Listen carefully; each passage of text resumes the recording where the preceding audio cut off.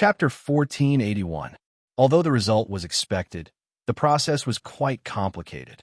When Uncle Worthless returned to the spectator space, Tire Dream was the first to speak to him. Uncle Worthless replied, because the opponent was very strong. Before he could finish, Hong Hu interjected, "Come on." It was clearly because you were too casual with the fight, which led to the variables. If it were me, when he was weakened after using the less than 300 years to live move, I would have used the cardboard box kill on him. Sigh. Actually, it's understandable. Hearing this, 7 Kills also joined in the conversation. If it were me, after testing out the opponent's limits and finding out that I have a huge advantage, I'm afraid I would have made the same choice as Uncle Worthless. Nonsense. If it were you, we would not be in the lead but behind. Hong, who was not at all courteous with 7 Kills. From the way they spoke, it was obvious that the two were quite familiar with each other. Ha ha! 7 Kills was a straightforward person, so he felt comfortable talking like this. That's true. Let's not talk about his defensive ability that allowed him to remain unscathed even after his neck was broken. Let's talk about the 2 killer moves he used one after the other. Even though I have seen them once, I have no clue how to deal with them. In fact, it's all the same. Uncle Worthless shrugged and said, I just used all kinds of rebirth abilities to resolve the damage caused by those 2 moves. Strictly speaking, I couldn't even withstand one of Sasaki's 2 moves. That's why I said you were too casual. Hong Hu continued, since the first move had already used up the rebirth ability of your sunglasses, you should have used the safest way to kill your opponent. Fortunately, Sasaki Akira's last move did not cut your neck, or else you would be the one lying on the ground. His analysis was correct, although it was hindsight. Just now, when Sasaki Akira was on the verge of death, he had a chance to kill Uncle Worthless. Unfortunately, Sasaki was flying backward, and both his wrists were broken, which caused the trajectory of the slashes to deviate.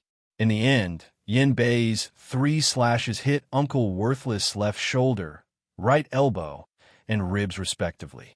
Although Uncle Worthless' left arm and right forearm were cut off, and he bled a lot, his head was not cut off. Compared with Akira Sasaki's immortal divine art of sickness, Uncle Worthless' life-extending skill was even better. Although the regeneration technique that Piccolo taught him had the disadvantage of consuming a lot of stamina, at a critical moment, this skill could regenerate limbs and repair all open wounds on the body. It could save lives. Uncle Worthless also relied on this move to quickly recover from the damage caused by Swallow Return. He then chased after his opponent, who was already exhausted, and took the first victory. Hong Hu is right. After a few seconds of silence, Uncle Worthless nodded and said to everyone, it was clearly a vanguard battle where I had a huge advantage, but it ended up as a narrow victory. It was all because I was too lax in my thinking. He paused for half a second. The main reason is that I advanced so easily in the first 3 rounds of the competition, which made me a little complacent. I almost forgot that this was an elimination round. Anything can happen in the tournament for the best. If you fight with the mentality of it's fine as long as you win in the end, and with the mentality of playing a killing game, it is very likely that you will be defeated by opponents who are weaker than you. Although what you said makes a lot of sense, it is of no use to the next 2 contestants. At this time, Shadow King, who had always been a man of few words, spoke in his normal voice and tone. He then looked at Flying Pegasus and Teacher Chi, who were standing beside him. At this moment, Brony was putting on his standard hot-blooded face and doing meaningless warm-up exercises in the corner. Teacher Bai was so nervous that he did not say a word. No one knew what he was thinking. Of the 2 of them, one did not know what holding back meant, and the other did not have the ability to hold back at all. Whether it was cheering them on or giving them advice, it was meaningless. At least in terms of mentality, this team would not be affected by any external factors.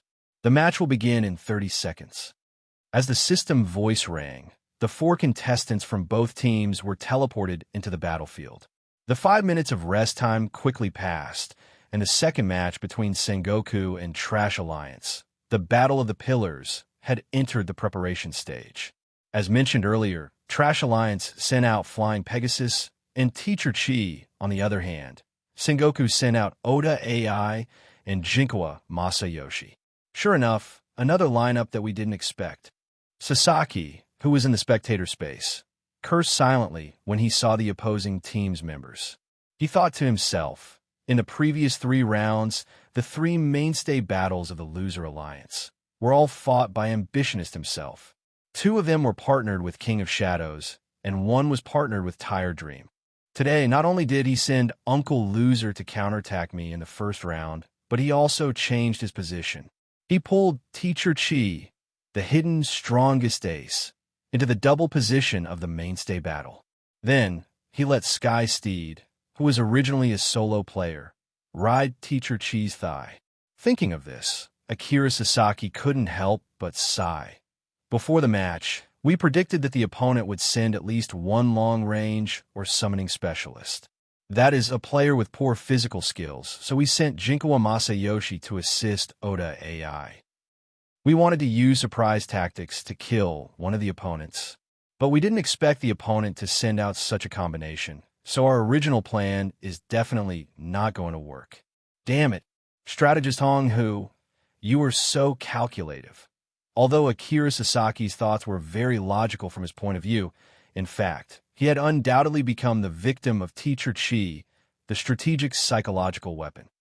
At the same time, on the battlefield, TSK, Hong Hu, that kid, actually put himself in the last 3 matches. Jinkawa Masayoshi muttered when he saw the opponent's lineup. He originally wanted to take revenge in this 2v2 match, but he didn't expect the opponent to send out 2 people who had never fought with him before, and one of them was the legendary Teacher Chi. Hearing her teammates muttering, Oda AI immediately answered, I say, is this the time to be tangled up in personal grudges? While saying this, she kept her eyes straight ahead, staring at the man on the other side of the barrier. Jinkawa Masayoshi had never seen Oda AI speak with such a solemn expression and tone, as if she was facing a formidable enemy. For a moment, he didn't know what to do. Don't be in a daze. Quickly focus on the enemy. The battle has already begun. When Oda AI said the second sentence, she still didn't turn her head. Not only that, she had already assumed a defensive posture before the barrier disappeared.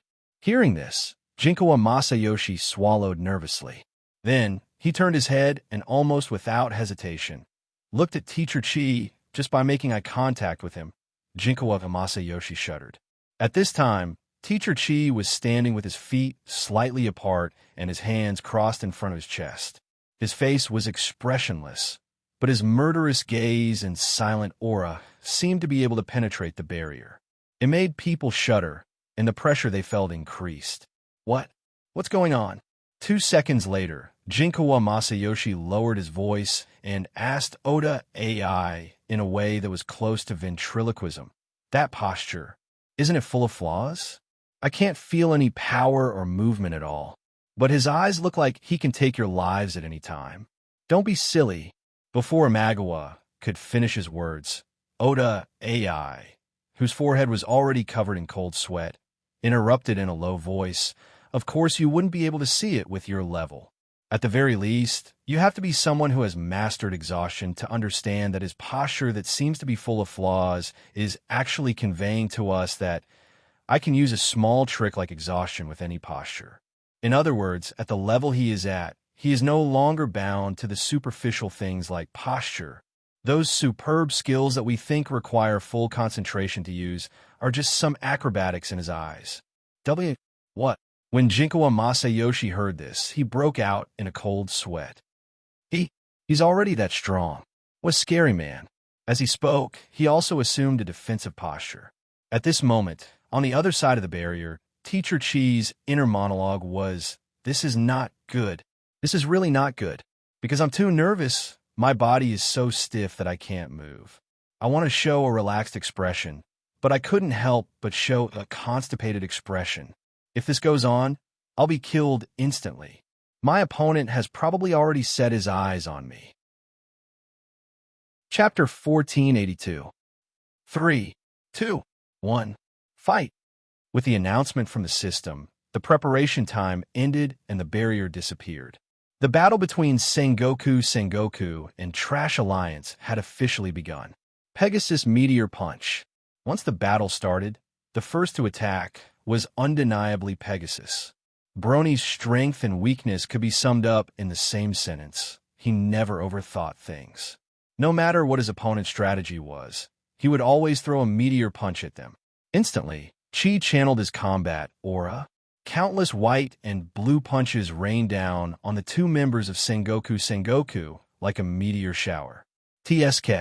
Not only Teacher TSK, but this guy is also very troublesome.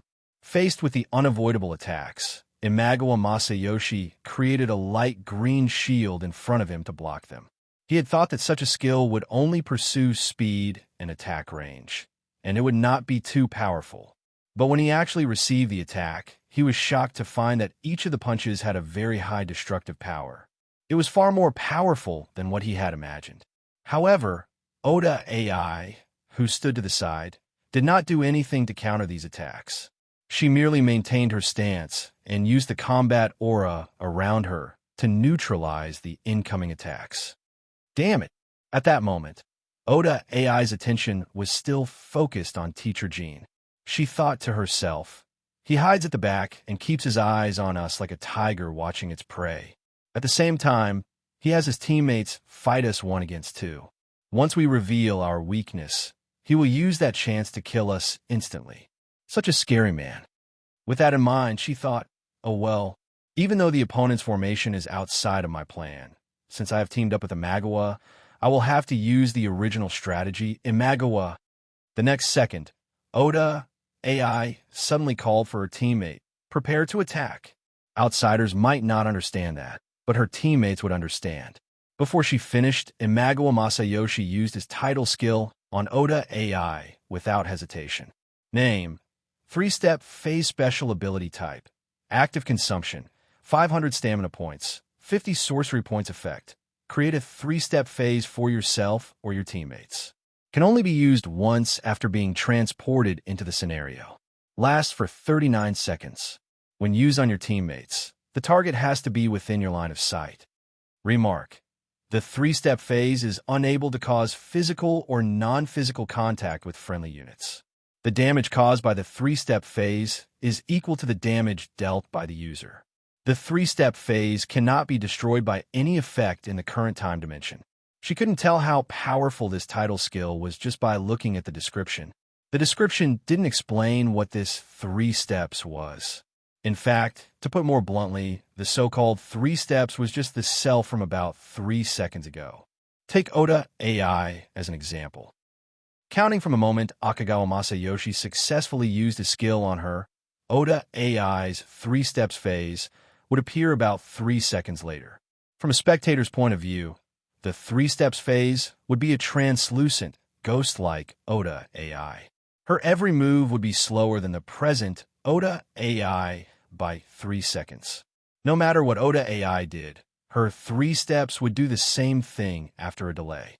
For example, if Oda AI stood at a certain spot and swung her sword forward, her 3 steps would repeat the same action 3 seconds later, at the same spot and in the same manner. Another example would be if Oda AI used an S-rank skill that consumed a large amount of HP on a certain target. 3 seconds later, her 3 steps would replay the exact same skill at the same spot as before. At this point, many people had already guessed it. Indeed, this title skill that was related to the power of time was created after the twilight of the gods. There was no doubt that this skill was very powerful. Especially when used on a peerless master like Oda AI, it would have the effect of 1 + 1 is greater than 2. According to Sasaki Akira's original plan, he would encounter at least one of Hong Hu or the Shadow King in the Battle of the Pillars. At that time, he would let Oda AI, who had the 3-step phase, launch a series of fierce attacks. She would definitely be able to kill the opponent who was weaker in terms of physical skills. However, now the situation has changed. In the face of the combination of Flying Steed and Sensei, this trick may not be able to kill them in seconds. Anyway, Sengoku doesn't think it will work, but relatively speaking, it's better to start with the weaker one, and the chance of success is greater.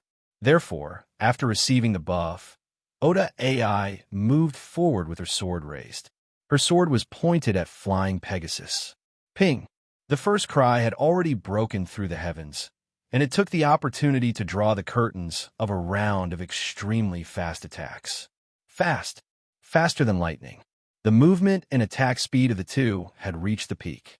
The blade of the sword against the fist of the fist suddenly created a burst of sound of gold and iron clashing.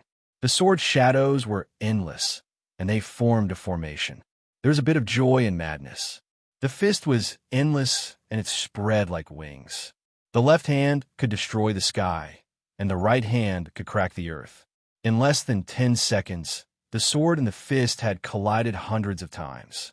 The two sides were evenly matched, and no one had the slightest advantage. But, objectively speaking, Oda AI was at a disadvantage because the three-step phase did not play the role it should have. Facing the fierce attacks of Oda AI and her three-step phase, Flying Pegasus made the most correct choice in the first place. He moved quickly in the same direction without stopping for a moment. This could be said to be the situation that Oda AI was most afraid of, because such a battle strategy would completely nullify the effect of the three-step phase. If you think about it a little, you can understand.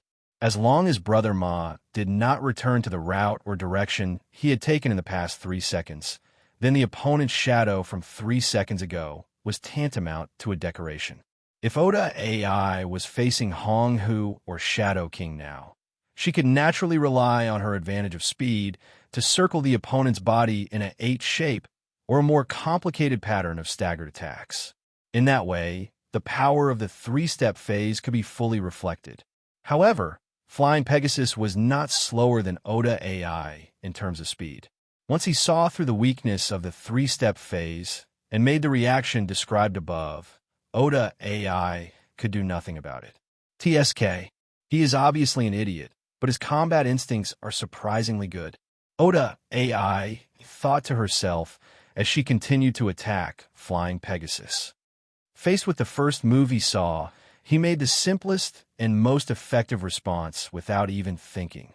And this kid is obviously stronger than when he was at S2. Thinking of this, a hint of anger flashed in her eyes. Come to think of it, at that time, it was also him who forced me to use a consumable skill to end up in a situation where both of us perish together. Now that we are fighting back and forth, this is really infuriating. How can a genius like me be on par with an idiot like you? The more Oda AI thought about it, the angrier she got.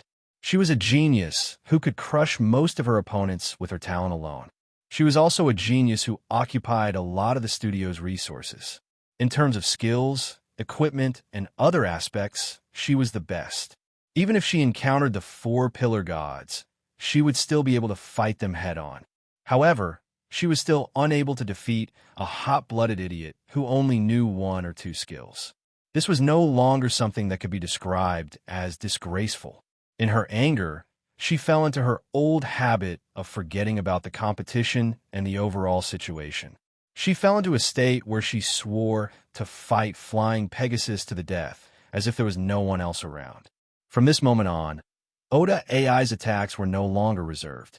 She did not care about the consumption of her stamina and mana, the cooldown of her skills, and the changes in other parts of the battlefield. There was only one thing in her mind now: to kill Flying Pegasus. If she could maintain her previous calmness, she would have noticed that her teammate, Imagawa Masayoshi, had actually caught up with her and was planning to use his positioning to stop Brony's movement. If Imagawa succeeded, Brony would be in a very dangerous situation in the last 10 seconds before the 3 steps phase disappeared. Unfortunately, Oda AI did not notice this. Her attention was completely focused on the high-speed attack of Flying Pegasus. At that moment, Oda AI, who had changed her strategy and sped up her pace, successfully forced Brony to reveal a flaw. Suddenly, Oda AI's ultimate move appeared. Without seeing where the sword came from, it was difficult to know where death came from. At the moment when the fighting spirit collided, only the strong would be undefeated. At the beginning of the killing move, blood was spilled on the battlefield. However, This blood came from two different people. Chapter 1483. In the blink of an eye, Oda AI had used Cicada's rising moon, cold night, and her saber landed on the right side of unrestrained Pegasus's abdomen. Oda AI had taken advantage of Brony's weakness. Unless Brony used his skills or special effects, there was no way he could have dodged or blocked the attack. However, everyone knew that unrestrained Pegasus did not have the means to defend himself. Hence, Oda AI's attack was a sure kill move. However, it was under such circumstances that Brother Ma and his opponent ended up with both sides suffering heavy losses. His strategy was not complicated. Quick recover, turn around, and counterattack. When the damage was unavoidable, he would try to minimize it and use the gap between his opponent's attack to counterattack. It was a simple strategy, but it was correct and effective. After the exchange of blows, Oda AI had managed to cut a bloody wound on unrestrained Pegasus's abdomen. However, she had also lost a piece of flesh on her right shoulder. Both of them were bleeding profusely. Of course, in terms of injuries, Oda AI had the upper hand. This bastard, he's doing this again. Oda AI was even more furious after this round of attack and defense. This was because she had been defeated by Brony in S2 under similar circumstances. She had clearly used a killing move that was 100% certain to succeed, but her opponent had managed to turn the tables and strike back at her in the face of certain death. If she wasn't facing Flying Pegasus but any other player, she wouldn't be so angry. But the problem was that she was attacking Brony. To make an analogy, unrestrained Pegasus was like a chef who only knew how to cook scrambled eggs with tomatoes in a cooking competition. Most of his competitors had mastered dozens of dishes that spanned across two cuisines. It was fine if you lost to others, but losing to unrestrained Pegasus would only make you angry. She lost her cool so quickly. Looks like Brony and his team have chance. At that moment, Fong Bujue, who was watching the live stream in the conference room, revealed a smile. He tilted his head and commented, "By the way, Oda AI, this little girl, sure is a bit dumb. She has already sparred with Brother Ma once, but she still hasn't realized how clever he is." The next second, Snow continued with a doubtful look. "To be honest, I can't see how Flying Pegasus is brilliant. I've also watched a lot of his competition videos. Other than the basic changes in physical skills, he usually uses no more than 2 active skills, and I've never seen him use any strategies or tactics." When Brother Ju heard this, he immediately laughed dryly and asked, "Then let me ask you, if it were you, with only 2 or 3 skills and no tricks, would you be able to achieve his winning rate in the previous 2 seasons?" "That's absolutely impossible," Snow replied without even thinking about it. But after he said that, his expression changed. That's right. How could he beat so many masters under such conditions?" Fong Buju muttered and suddenly asked, "Do you know the term craftsman's spirit?" "Of course I do," Snow replied. Fong Buju nodded and continued, "Flying Pegasus belongs to people who are born with this kind of potential." He paused and said, "This kind of person's brain circuit is different. They can indulge in exploring infinity and limits in a limited field. But most of us, we won't circle ourselves in a certain field. Our nature makes us more inclined to explore our self-worth in a variety of ways. In the end, it also causes us to waste time in that infinite world and lose ourselves. Actually, you can just say," Snow followed Brother Ju's train of thought and continued, "Flying Pegasus has already practiced his physical skills and his Pegasus fist techniques to the limit." "I understand. That can't be described by a mere limit."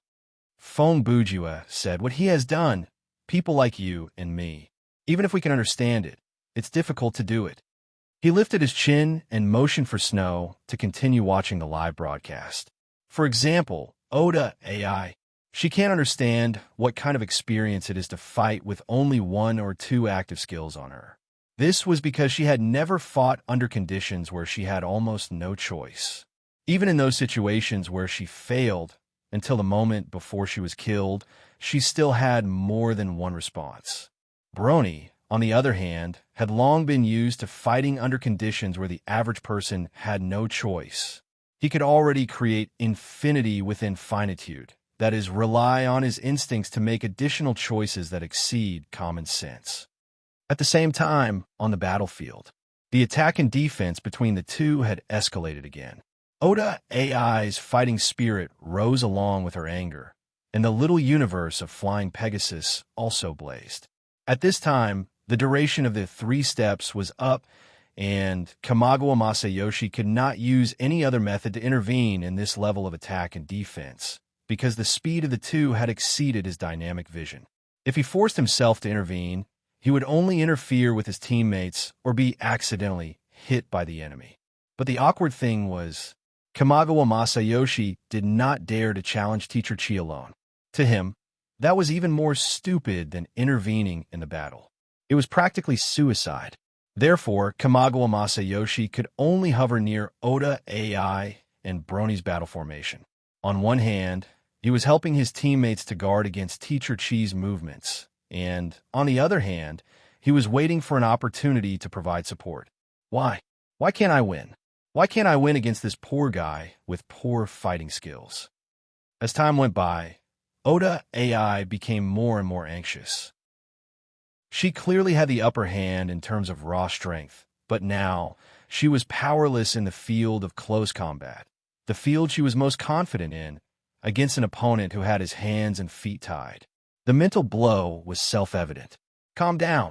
Finally, Kamigawa Masayoshi could not stand it anymore. He yelled at his teammates, as long as the two of us work together, that guy could be easily defeated. Oda AI, who had gradually lost her momentum, regained some of her rationality after being yelled at by Kamigawa Masayoshi. That's right. Why do I have to use this method to determine the winner? Players like Soaring Pegasus. As long as we work together, even 2 members of Team 2 can defeat him. Oda AI thought to herself, but I don't want to give up. We've already fought to this point. If I go around and ask my teammates to join the battle, won't it be the same as admitting that I lost to him in a one-on-one duel? You seem to be troubled by something. Just as Oda AI was hesitating, Soaring Pegasus suddenly opened his mouth and asked her a question. Oda AI did not have a good attitude toward Brony. She immediately used the tone of a delinquent girl and replied, "What are you talking about?" While the two of them were talking, the exchange of fists and katana did not stop. The sound of combat energy clashing against each other was still incessant. The hesitation in your mind will be reflected in your actions. After a few more punches, Brony continued, "It's because your katana has slowed down. That's why I'm asking you." Cut the crap. His words made Oda AI even more unhappy. "If you want to die so slowly, I can speed up and fulfill your wish." Unexpectedly, just as Oda AI was about to say this, "No, you don't have that chance anymore." Soaring Pegasus' left hand firmly grasped Oda AI's wrist that was holding the katana. What? Oda AI's face turned pale with fright. For a master of her level, this kind of situation would only happen when she exposed a huge flaw or when her speed was overwhelmed by her opponent. "You're very strong," Soaring Pegasus said in his heroic tone. "You've pushed me to my limits since the beginning. I didn't expect to be able to hold on until now." As he spoke, he had already twisted Oda AI's wrist and turned her body around. Then he took half a step and moved behind Oda AI. He changed his posture and put his hands under her armpits to clamp her shoulders. "If it weren't for your momentary distraction, I wouldn't even have the slightest chance." "What are you doing?" Oda AI was so angry that she almost broke her teeth from clenching them. However, she could only vent her anger. There was no way she could break free from Soaring Pegasus' grip. Fortunately, she still had her teammates. Kamigawa Masayoshi, who was more than 10 meters away from the two of them, saw that they had stopped their high-speed attack and entered a stalemate. He immediately dashed behind Soaring Pegasus and threw out 2 shurikens. Asterisk poof. Asterisk poof. Asterisk poof. Asterisk. The 2 shurikens successfully penetrated Soaring Pegasus's holy robe and stabbed into his back, causing blood to splatter everywhere. However, This was not enough to kill soaring Pegasus. Not only did he fail to kill soaring Pegasus, but he also took the opportunity to provoke him into yelling. I'll leave the rest to you, old man. Before he finished yelling, a piece of music started to play on the battlefield. This melody was also very popular. It was a famous anime song from the last century, the pure music version of Pegasus's fantasy. What the hell? Hey, even the background music is coming out. There's such a thing? Could it be added by the broadcaster? It doesn't look like it. I think it's a skill. The skill with the lights off effect in the previous match was already so powerful. I'm afraid this skill with the ignition song is going to destroy the world. The reactions and speculations of the audience were mostly correct. At this moment, Skyhorse in the Sky did use his ultimate skill. He didn't use Skyhorse Meteor Punch or Skyhorse Comet Punch. Instead, he used the second stage of his Soul Eye, which was based on his Soul Eye Little Universe. In the blink of an eye, before Imagawa Masayoshi's follow-up attack arrived, Mr. Ma had already lifted his legs and clamped Oda AI's legs. Both of them suddenly fell to the ground. Looking from the side, their bodies formed a tire ring. Take this. Immediately after, Brony straightforwardly announced the move that he had created and named himself, Pegasus Whirlpool, Invincible Windfire Wheel. Unlike the Invincible Firestorm Wheels, this move didn't need to be used on steps. It could be used on flat ground. This move combined the high-speed rotating force of Pegasus Whirlpool, Crushing Punch, the huge energy generated by the Little Universe, and the shocking movement of Invincible Firestorm Wheels. Its destructive power was even greater than beating the loser, and it was not something that could be blocked by humans. It could be said that when Xiao Ma dragged Oda AI and began to roll around, the two of them were destined to perish together. Chapter 1484. When the speechless move ended, the two figures fighting each other both turned into white light and returned to their respective spectator spaces. Seeing Oda AI being teleported back, Takeda Tomo, who usually liked to argue with her, laughed awkwardly and said, "How many times have I told you not to be reckless? Don't be reckless. You lost again, didn't you?"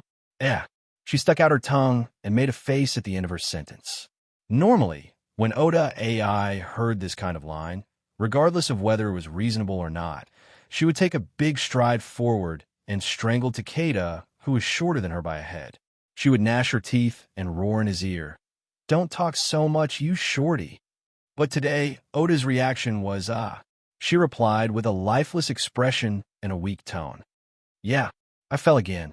As she spoke, she walked to a corner, squatted down quietly, and started to draw circles on the ground with her finger. "Anyway, I'm just a useless, freakishly strong woman. I'm not much different from those idiots. Just let me become dust in the corner." Takeda Tomo was not used to seeing her in this state. "You don't have to be so harsh. Looks like you've suffered a big blow this time," Koji Shin said from the side. Could it be because you died from a particularly embarrassing move?" Yusuji Hito, who was straightforward, poked at Oda's sore spot. Hearing this, Oda lowered her head even more. Her flushed face was almost buried between her knees. On the other hand, in the spectator space of the Trash Alliance, "Everyone, I'm back." Imaginative returned to the team. He was still in high spirits, no different from before the match. "I really admire you." Hong Hu said, "You can still laugh at a time like this, Brony said, "What's wrong? Don't we have a big advantage?" "Advantage?" Seven Kills, who was standing closer to him, turned his head and asked. "Yes." Mr. Ma's innocent eyes were still wide open as he continued. "After I killed Oda, the only one left is Team 2's Akagawa Masayoshi. With Teacher Kuei's legendary strength, he should be able to win easily, right?" As soon as he finished speaking, everyone in the spectator space suddenly turned their heads and looked at him with different expressions. They said in unison, "Huh." In the first 2 seconds, they really thought that they had misheard. But after a few seconds, they gradually realized a very shocking fact. Brother Ma, who had joined the team for more than a week and had rehearsed many scenarios with them, did not realize that Teacher Chi was actually very weak. I say. Seven Kills thought for a few seconds and quickly walked to the others. He lowered his voice and said, "Should we tell him?" "No, no, no." Hong, who adjusted his glasses and interrupted. "I want to observe. How long will it take for him to find out?" Meanwhile, on the battlefield. "You must be joking." Seeing his teammate disappear into light, Akagawa Masayoshi was roaring internally. How did this happen? As he thought about it, he turned around woodenly and looked at the enemy in the distance. At that moment, Teacher Chi was still standing where he was at the start of the match. He had the same posture and expression when the match started. It was as if he had been frozen in time. "You have got to be kidding me." Seeing his teammate turn into light and disappear, Teacher G roared inwardly. Why did things turn out this way? At least on a psychological level, the two of them had the same thought. They both thought that they had reached the end of the line. Humph! Several seconds later, Akagawa Masayoshi made a decision. He pretended to be calm, bluffed, and taunted. Such a cold-blooded man. Even when your teammate is giving it his all, I can't believe you could stand there and watch. He snorted coldly and tried his best to keep his voice from trembling. Even so, his words still gave off a feeling of lack of confidence. "Watch." When Teacher Chi heard that, he looked at his opponent and said, "I don't think so." He paused for half a second and said, "I didn't see anything." As soon as he said that, Akagawa Masayoshi gasped in shock. B asterisk starred. Akagawa Masayoshi was shocked. Does this guy mean that the battle just now was not worth mentioning in his eyes? Indeed, Oda's fighting style is rash and unreasonable, and Pegasus's fighting style is also very simple. But no matter what, the strength, speed, and combat instincts of these two are all top-notch. The level of their attack and defense is also very high. It's rare to see such a high level of combat. Even so, in the eyes of this man, everything that happened just now was nothing. Is that why he ignored them? Jin Chuan had a lot of thoughts in that moment, but Old Bai's intention was not as complicated as he thought. Old Bai simply did not see the fight between the two from the beginning to the end, so he said that he did not see anything. Damn it. Suddenly, Akagawa Masayoshi shouted, as if to boost his courage. Just because you're a little bit stronger, you think everyone is stupid? Teacher Chi did not know how to respond to such a baseless accusation, so he kept quiet. Even if you are much stronger than me, I will not run away without a fight. Seeing that Teacher Chi did not reply, Akagawa Masayoshi took the opportunity to get ready to attack. Then he shouted, "I will do my best to make you lose your composure." Although his opponent seemed to be ready to fight, Teacher Chi was still expressionless. After a while, he squeezed out a sentence. "Oh, I see." Due to excessive nervousness, Teacher Chi's body and face were not only stiff, but his reaction was also half a beat slower. But in the eyes of others, this scene made him look like a king who did not care about his opponent at all. "No, I can't." Imagawa Masayoshi had already planned to rush forward, but when he saw how calm Teacher G was, he immediately suppressed the urge to go all out. Phew! He quickly adjusted his breathing and thought to himself, "That was close. I almost made the same mistake as Oda. I was led into the opponent's rhythm. At this moment, I should calmly consider my attack strategy." Teacher Chi saw that Akagawa Masayoshi was about to attack, but did not. So he asked, "What's wrong? Didn't you want to come over?" "As expected, he is waiting for me to take the bait." Imagawa Masayoshi thought that he had escaped death, and he thought to himself with lingering fear, "Now that I think about it, there is almost zero information about Teacher Katsune. His fighting style, the type of mastery he specializes in, his skills, equipment, and so on, they're all unknown. The only thing that is certain is that he is unbelievably powerful. God knows what kind of secret he is hiding. If I had attacked without considering anything, I would have died before I knew it." Thinking of this, Akagawa Masayoshi sneered. "I almost fell into your trap." As he spoke, he quietly changed his posture and quietly prepared for a long-range attack.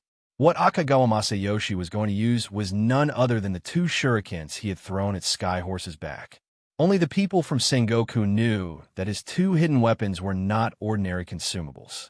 They could be used repeatedly, and their power was at least on par with a B-grade skill, chi manipulating shuriken.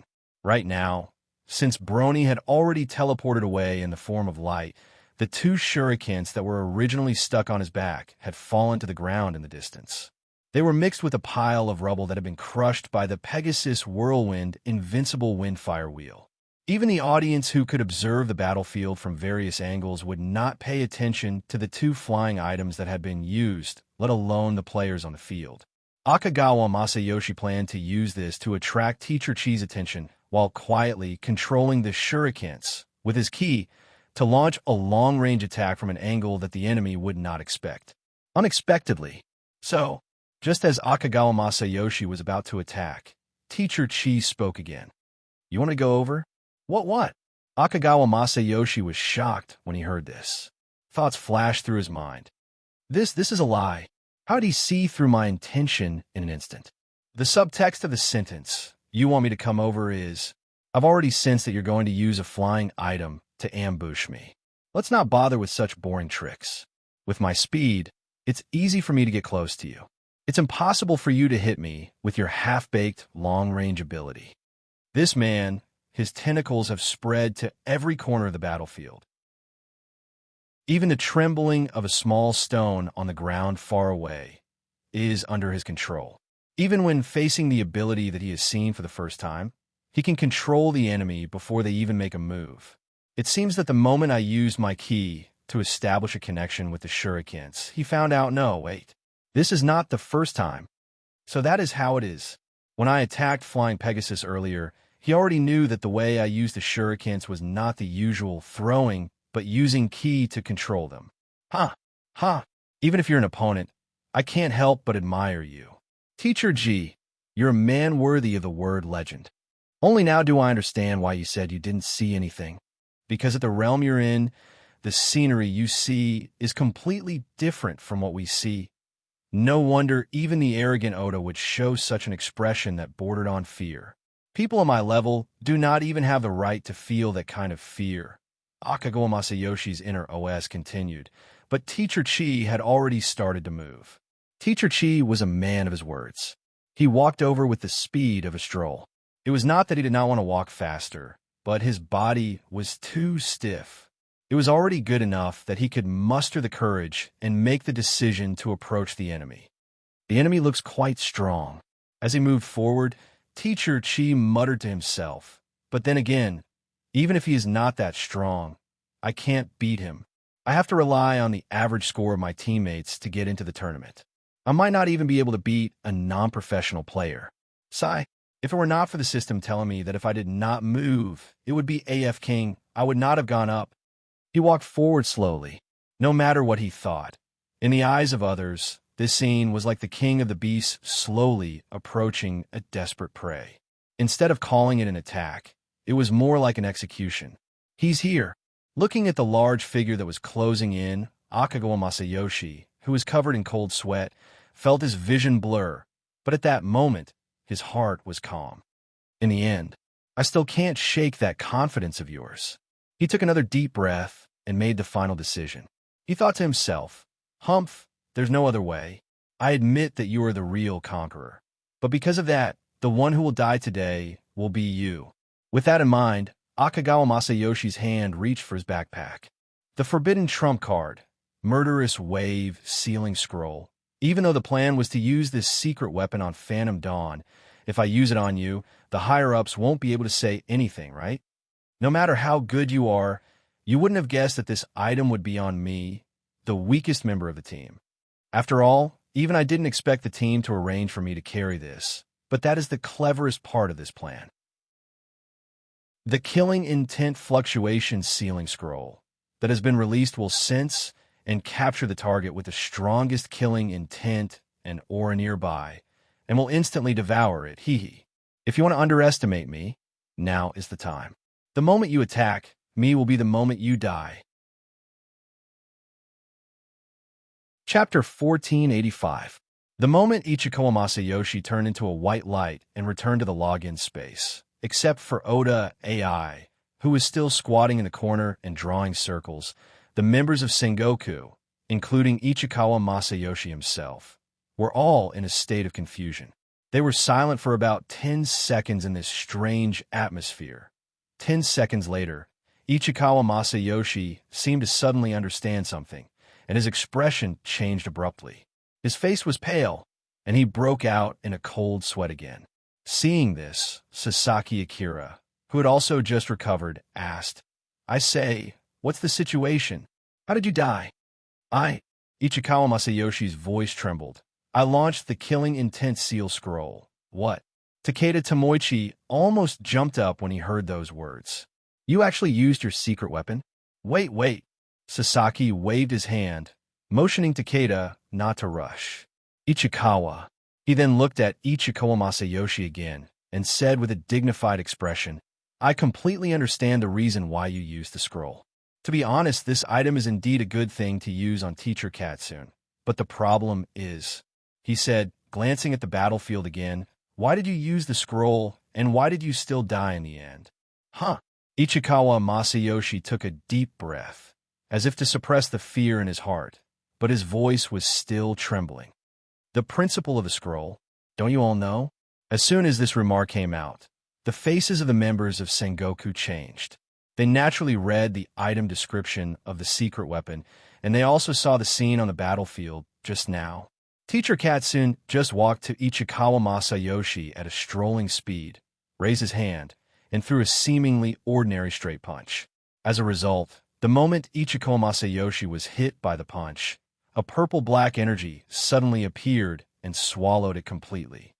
In other words, Sasaki Akira thought for a few seconds and said, "When his fist was about to hit you, you launched the killing intent seal scroll, but the released killing intent swallowed you instead?"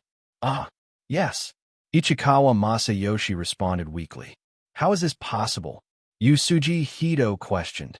"Could it be that the killing intent and aura that Teacher Chi released when he attacked you were not as strong as that of a passive person like you?" "It does not make sense," Akira Sasaki murmured thoughtfully. "Even if Sensei Kuin somehow knew Imagawa's intention in advance and knew the effect of the scroll, if he wanted to use the scroll to kill Imagawa, he would have to do something like almost completely abandon the murderous intent during the attack and hold back his breath." Sasaki shook his head. "It's impossible. Anyway, I can't do it." Hearing that, Jishin added, "I can do that if I purposely hold back my killing intent, but in a battle of life and death, walking so close to the enemy and lowering my aura to a level lower than my opponent's, that's like sticking my hand into a blender that's connected to a power source. No matter how much I force myself, my battle instinct won't allow my body to do that." Could it be? At that moment, the honest Yusuji Hito said something dangerous. Is it because Sensei Kuin's fighting ability is so low that his killing intent and aura when he attacked were not as strong as Imagawa, who was preparing to counterattack with items? After he said that, silence fell again. Puff. Several seconds later, Takeda Tomo was the first to laugh out loud. "In-chan, have you lost your mind from all that sword practice? The kind of person you're talking about has to have a hidden score of less than 50 points, right? Of all the participants in S3, I don't think you can find someone like that. Okay? Yes, we're talking about a monster at the same level as Phantom Dawn," Jishin added. "The speculation of low fighting ability is a bit too far-fetched." You have a point." Yusuji Hito nodded. Even though she was a serious person, she was easily convinced. Then, at that moment, Ida Shang, who had been watching silently from the side, suddenly cut in. "There is only one possibility." He paused and turned to Imagawa Masayoshi. "I don't mean to offend you, senior, but based on Imagawa Mori's expression, he should have known the truth already." Imagawa Masayoshi's face was ashen, and he said in a low voice, "Actually, it's very simple." He lifted his head to look at his teammates and asked a question that did not require an answer. "When you step on an ant, will there be a murderous intent?" As soon as he said this, everyone came to a realization, but following that was an indescribable fear. Similarly, Imagawa Masayoshi turned to Jishin. "When you step on an ant, there won't be a feeling similar to reaching your hand into a blender, right? This question also did not require an answer. Seeing that no one spoke for a long time, Imagawa Masayoshi continued. That's how it is, no matter how you think about it. Knowing the special effect of our secret weapon in advance, guessing that the item is on me, and knowing my intention of using it. This kind of harsh assumption is not very realistic. Even though I don't want to admit it, there is no doubt that the opponent did not know anything about the murderous fluctuation ceiling scroll and attacked me without any murderous intent. Wait a minute, what about the presence? Jishin followed his teammate's train of thought and asked, since he did not guard against the scroll's power, then at least in terms of presence, he should be stronger than you. It's exhaustion. At this moment, Oda AI, who was squatting at the corner of the room, suddenly spoke up. Although she did not turn her head around, and her voice sounded dejected, she still answered her teammate's question. Well, actually, it's not accurate to say that it's draining. It's just a technique that works in a similar way to draining, but at a much higher level. I can only understand the gist of it, but I can't perform it as casually as Sensei Chin. Jishin asked, what kind of technique is it? Oda AI paused for 2 seconds and said, let's put it this way. You can imagine that in a battle, except for the brief moment when the attack and the opponent have direct contact, the rest of the time, the consumption of ki is reduced to a level close to zero. What? Even Jishin, who had always been calm, showed a rare look of astonishment. That kind of thing, even in theory, that man is different. Before she could finish her sentence, Imagawa Masayoshi interrupted her with the tone of an experienced person. His strength seems to have reached another dimension. That transcendent strength can no longer be measured by moves or equipment. Applying common sense and theory to him is meaningless. His words seemed to have put the lid on the coffin of this discussion, and no one said anything more about this failure. At this moment, the score was 2-0, and the huge deterrence and frustration brought by Sensei Chi had caused the momentum of Sensei to drop to the freezing point.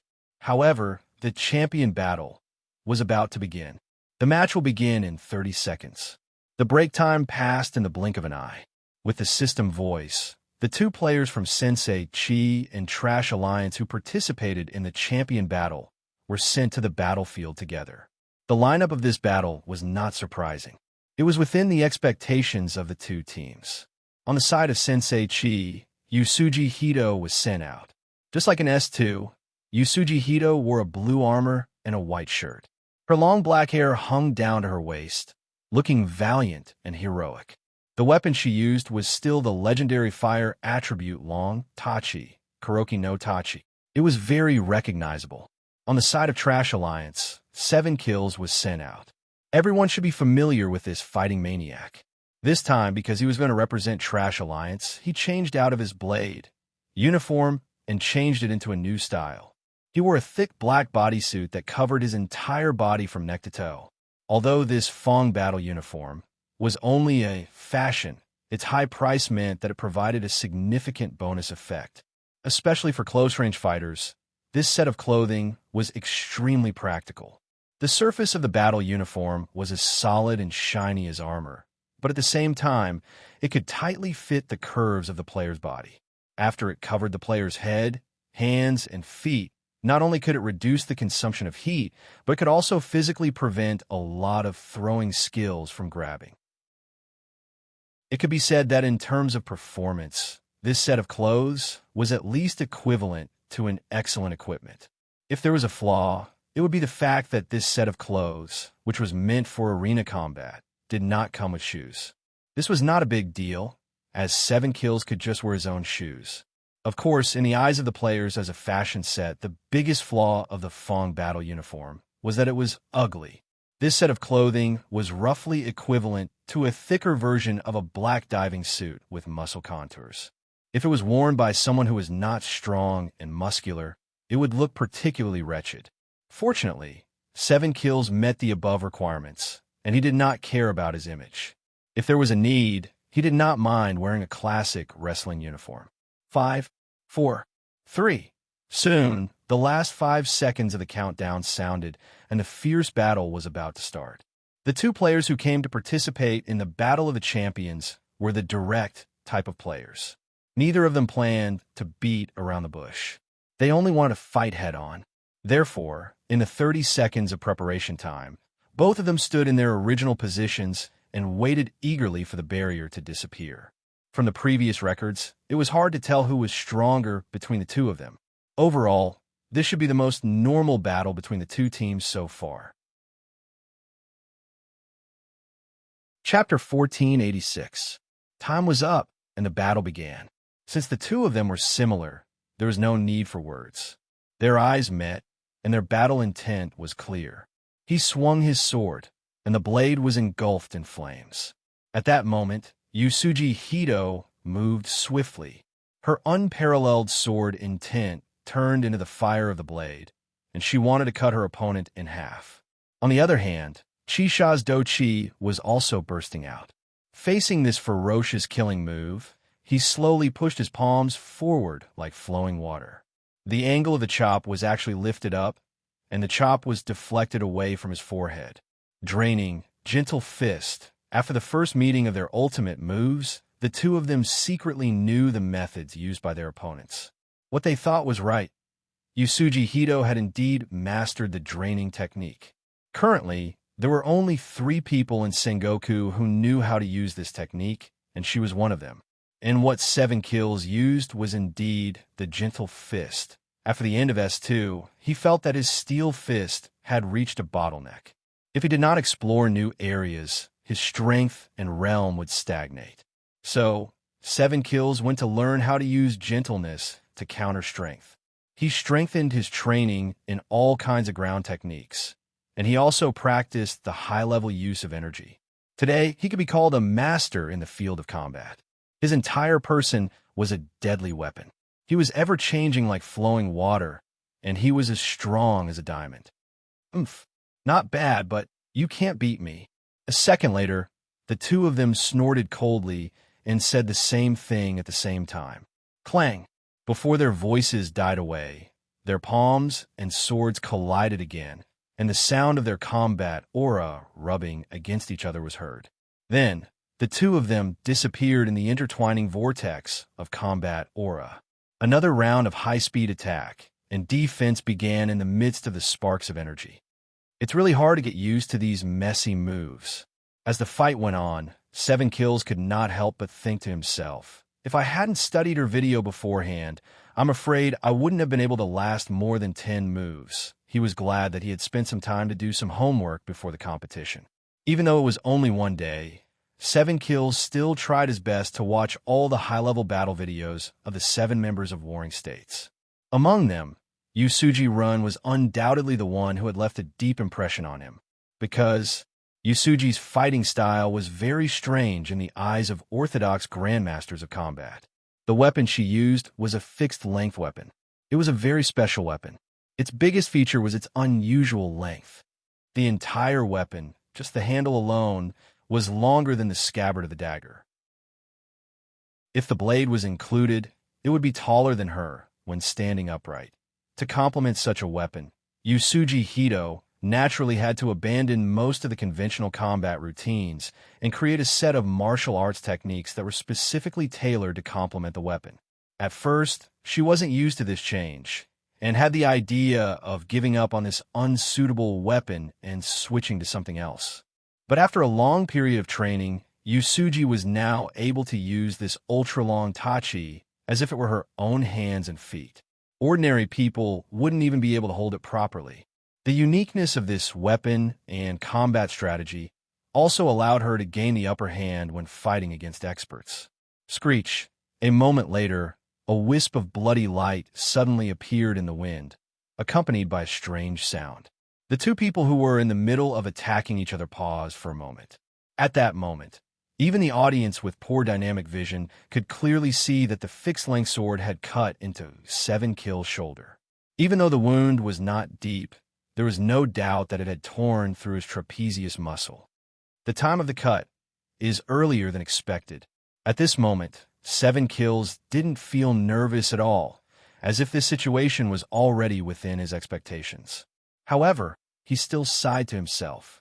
Sigh, perhaps this is the bottleneck of orthodox grandmasters like me. After countless practice, muscle memory has already formed. This determines the inevitable reaction I will make under certain extreme conditions.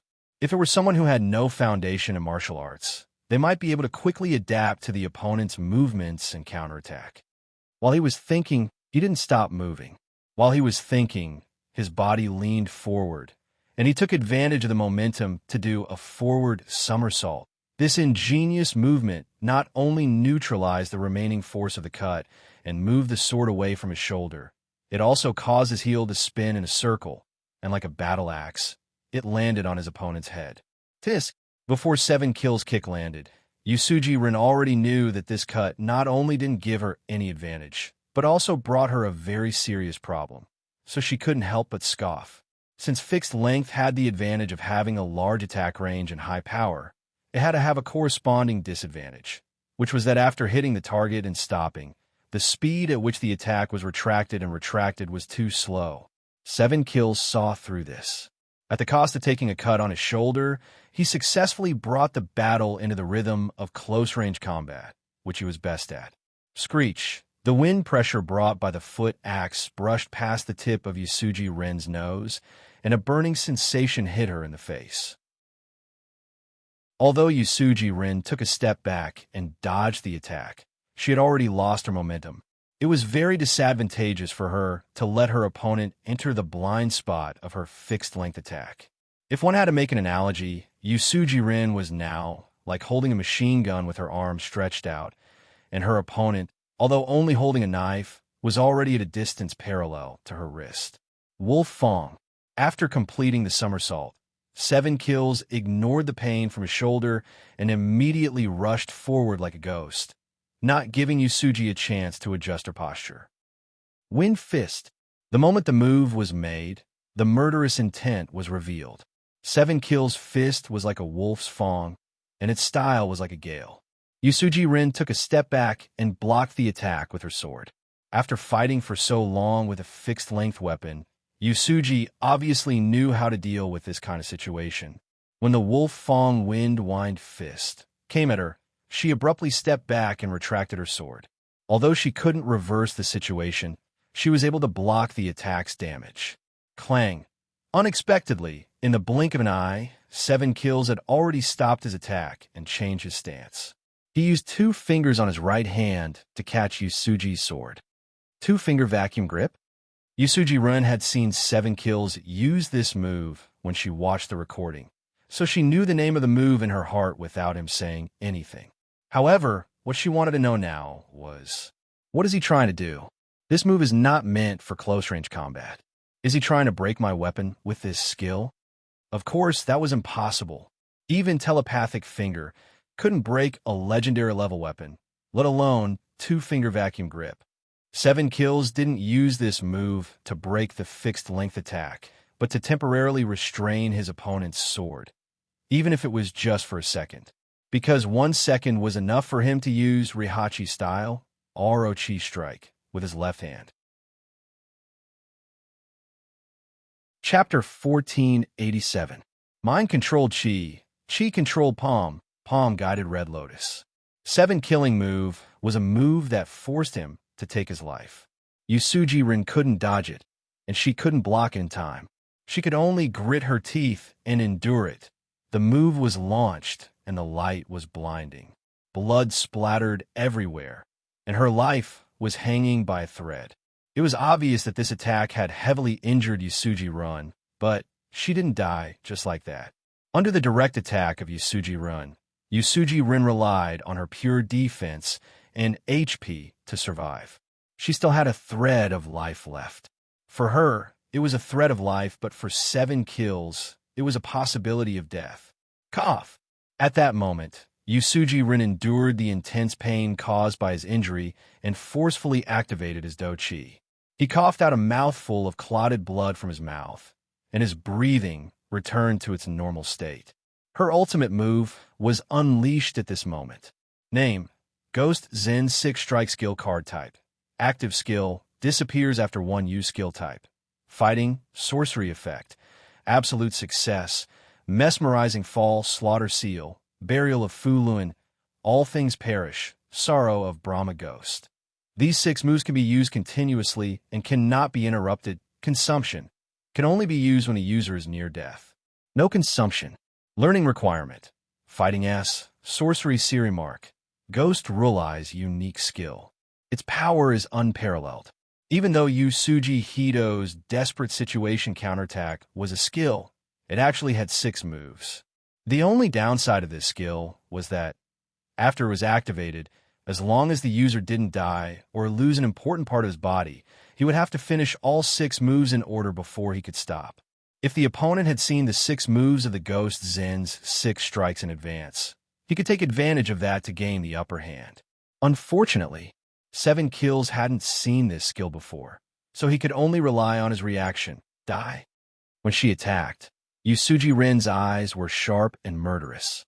She even shouted angrily, vowing to end her opponent. At that moment, a gust of ghostly energy formed and attached itself to the blade of the sword, triggering the 6 moves of demonic energy frenzy. 7 Kills also understood that the attack before him was no small matter. He immediately adjusted his posture, spread his arms, and condensed his chi to withstand the power of 6 breaks. However, the Ghost Zen's 6 cuts combined with the Netherworld and the Ghost Zen, and the killing intent was overwhelming. In the Ghost Chi, the blade radiance poured out like a waterfall, which could not be seen in the blink of an eye. Even a top master like Chi Sha could not escape unscathed when facing such a move for the first time. Looks like the outcome will be revealed soon. At the same time, in the viewing space of Sengoku, Ida Shang sneered. Oh, Mingji Xian, who did not see this point, looked at him suspiciously. You think 7 Kills has run out of tricks? Of course, he hasn't run out of tricks yet. On the contrary, he still has at least 3 or 4 attacks that could instantly kill Yusuji Senpai. Date replied, but he no longer has the chance to use them. Why? Sasaki Akira interjected at this time. 2 reasons, Ida Shang replied. First, it's because his defense is super poor. He paused for a second and explained, even though his attack and counterattack techniques can be said to be perfect without any flaws, once he falls into the rhythm of passive defense, his naive defensive moves are exposed. Of course, people at his level will not ignore their weaknesses. 7 Kills also has a strategy to make up for his naive defensive method, which is to shorten the process of defense to the limit. To put it simply, when he has to defend, he will use his almost clumsy method to deal with it quickly, and then launch a counterattack when ordinary people are still defending. What do you mean by ordinary people are still defending? Mingji Xian asked again. Well, Ida Shang thought for a moment and continued. Let's give an example.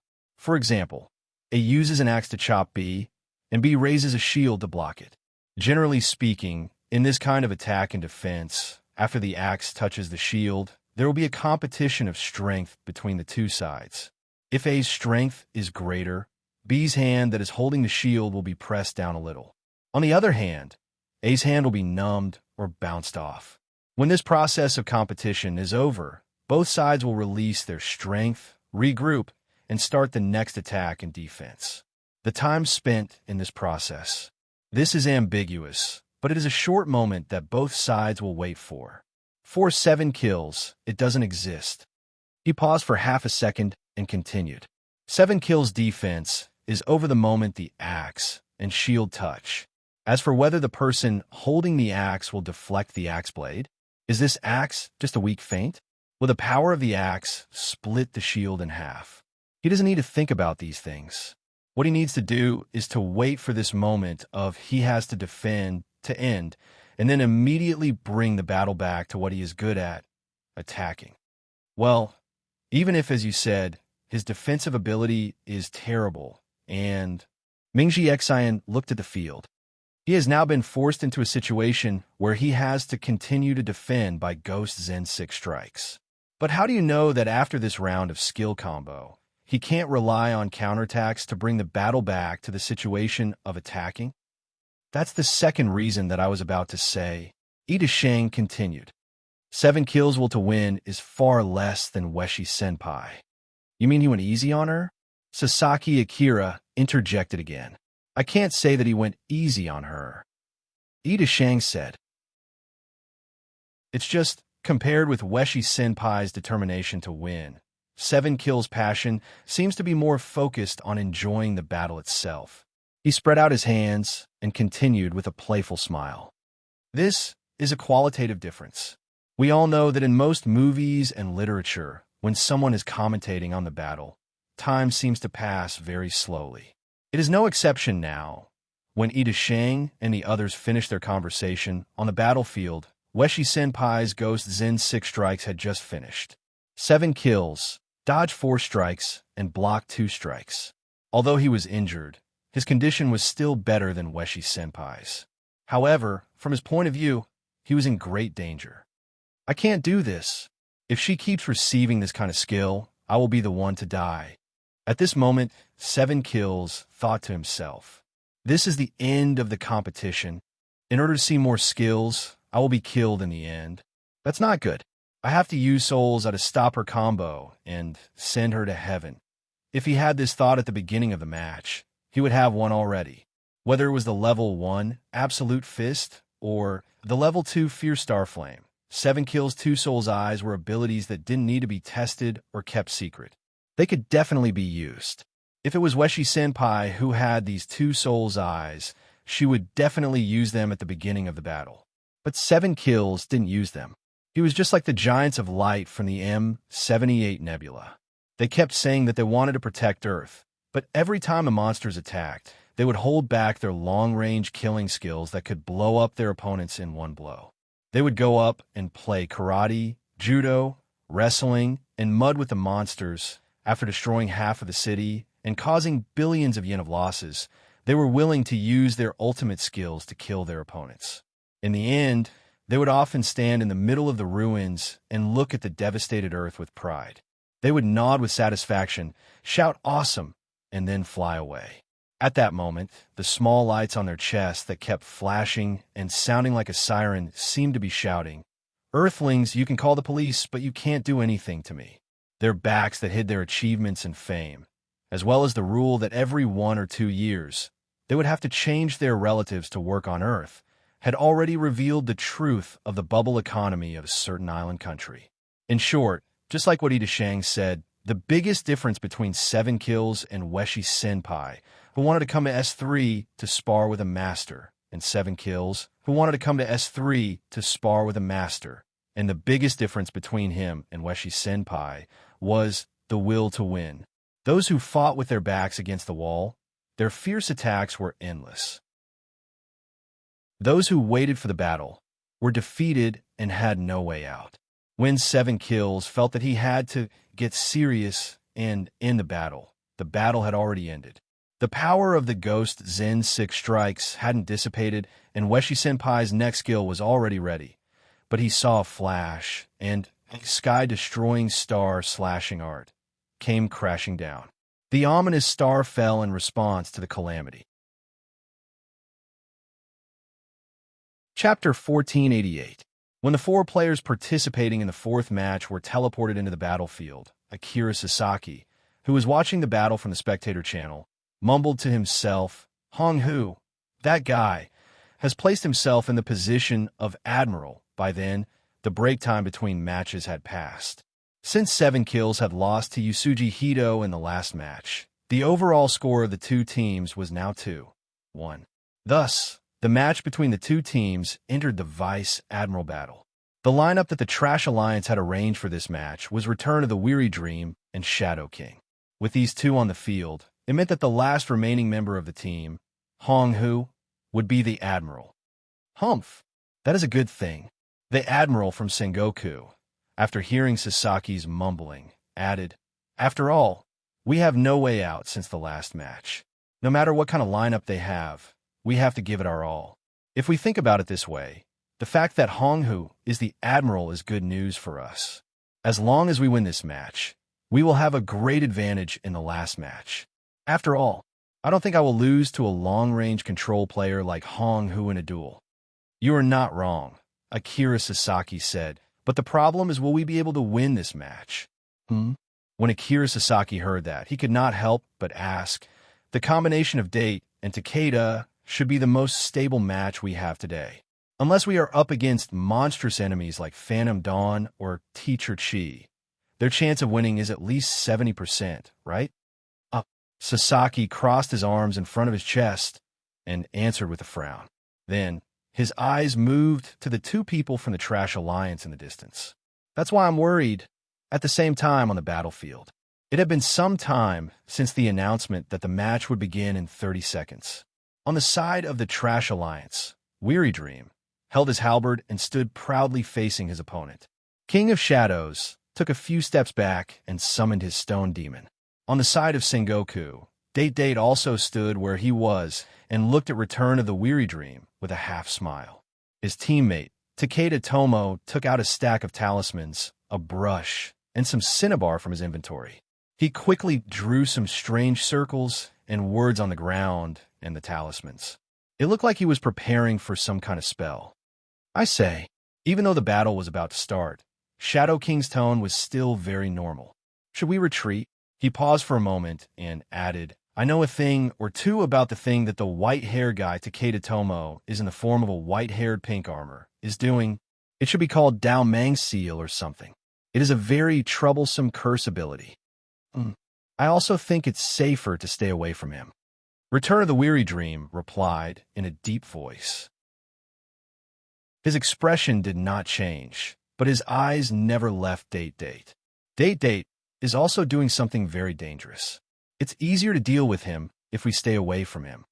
As mentioned before, there were 3 people in the Sengoku team who had mastered the exhaustion technique. Obviously, other than Oda AI and Yusuji Hito, the third person was Date. Right now, there were less than 10 seconds before the battle officially started. Of the 2 people in Sengoku, one was exhausted and waiting to fight, and the other had set up the formation.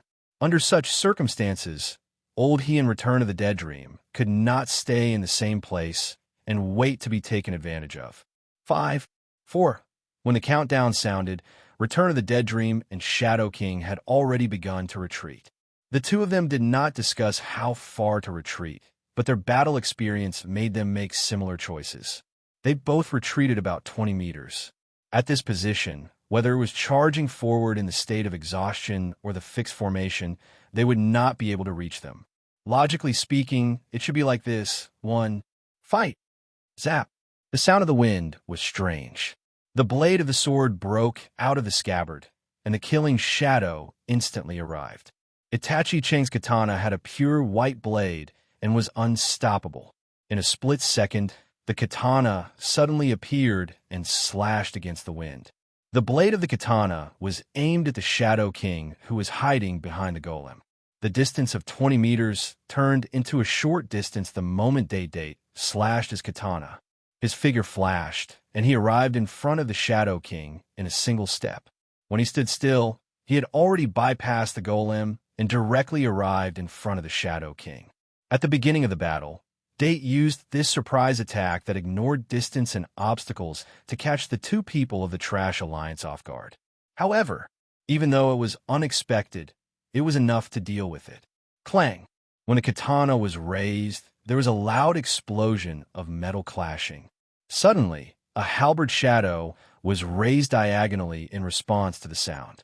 It struck horizontally and blocked the blade of the katana. Oh! Date, whose advance was blocked, stopped moving. His expression also changed slightly. His katana, without strength, was aimed at the Shadow King, who had weaker physical skills. He didn't expect that tired Dream, who was at the side, could easily block it with a single hand. Now, this is interesting. However, Date Chang's expression at this time, in addition to being surprised, was more of joy. The exchange of moves just now was just a test. It was definitely not the embodiment of both sides' full strength. It was true that Ida Shang's slash was very strong. It was so strong that it would not be surprising if it killed King of Shadows.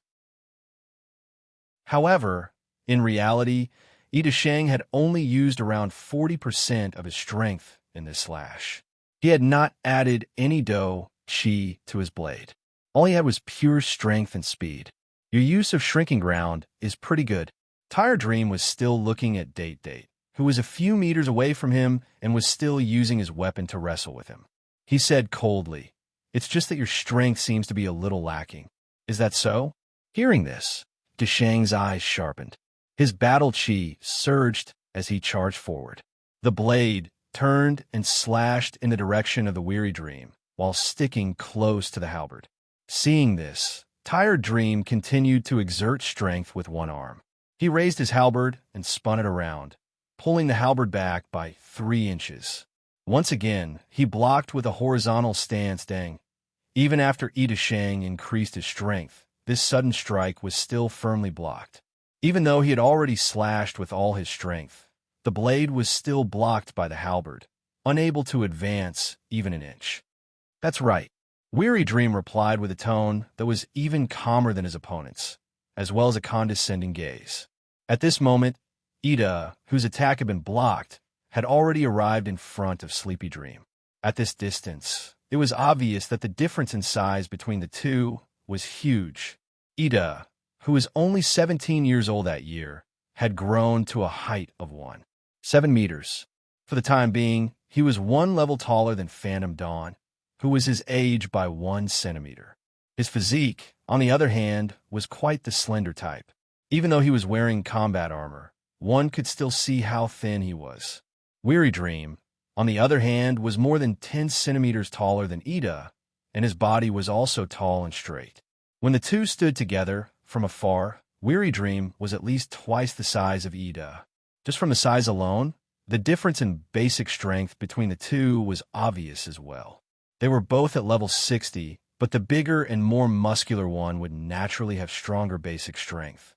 Even though this difference could be made up with equipment, skill, or pure energy, but from the result of Ida's full-powered second slash clashing with Weary Dream's halberd, in terms of strength, no matter how one looked at it, Weary Dream still had the upper hand. "Sigh, there's nothing I can do about it." "Fine, I'm afraid of you." After his attack was blocked again, Ida Chung still had the same casual and mocking attitude. Even though he said afraid, his murderous intent did not decrease. "Since I can't win against you in terms of strength, I have no choice but to use speed and skill." As his voice fell, his left hand suddenly reached for his waist. The next second, a short katana that was half the length of a normal katana that was hidden behind his waist was unsheathed. Different from the pure white katana in Ida's right hand, this short katana's blade was pitch black. So that's how it is. Seeing the sudden appearance of the black light, Weary Dream's heart skipped a beat. His energy surged, and he changed his stance. Is this kid a two-blade type? Just as his attention was focused on Deshang's body, suddenly, another change occurred. Chiing. Following the sound of wind being cut, Takeda Masashi, who had snuck up behind Weary Dream, came slashing with his katana. Chapter 1489. There was a clanging sound, and the blade sliced through the air. Takeda Tomo's sneak attack came suddenly and quickly and naturally. It was effective. At that moment, Weary Dream was being attacked from the front and back, and was about to be injured. Fortunately, he also had teammates at the same time that Takeda Tomo slashed out with his blade. Shadow King's Golem had also charged forward.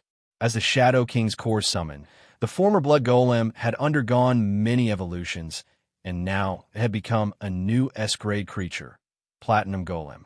This golem didn't have any special abilities, and there was only one reason why it was classified as S-grade, strong.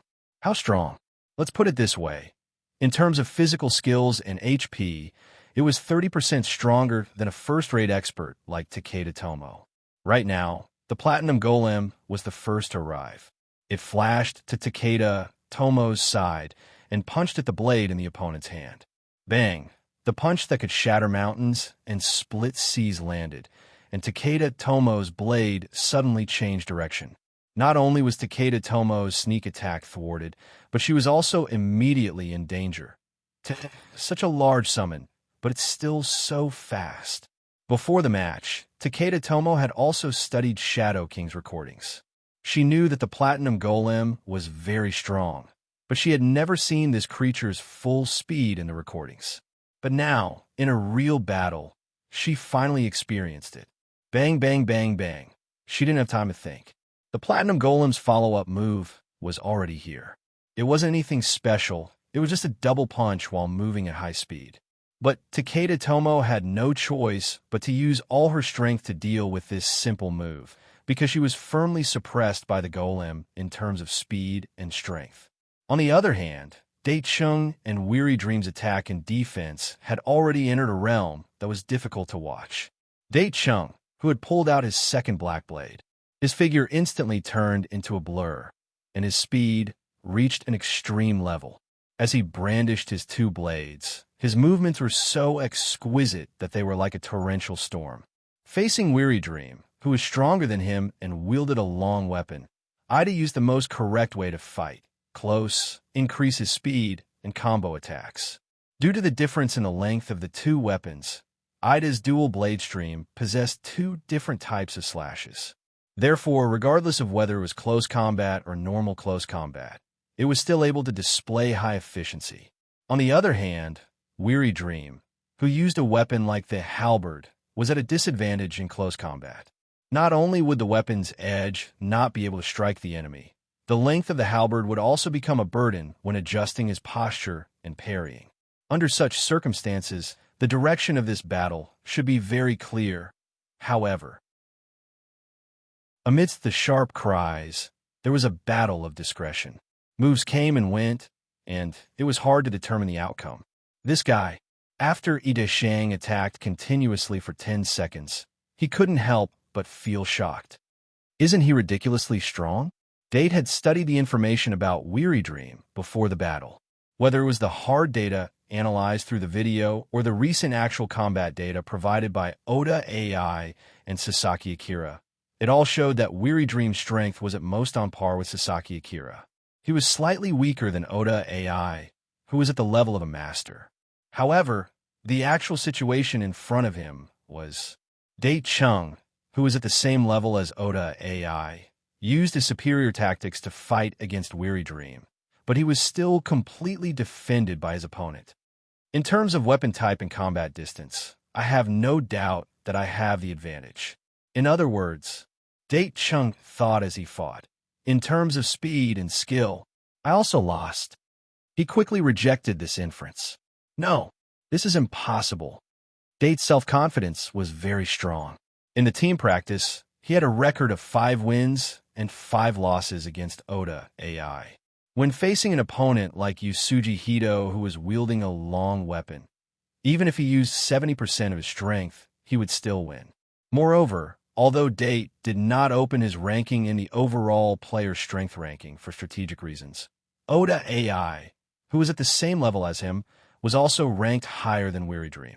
All these factors showed that he was stronger than Weary Dream, so he couldn't accept that he was at a disadvantage in this duel.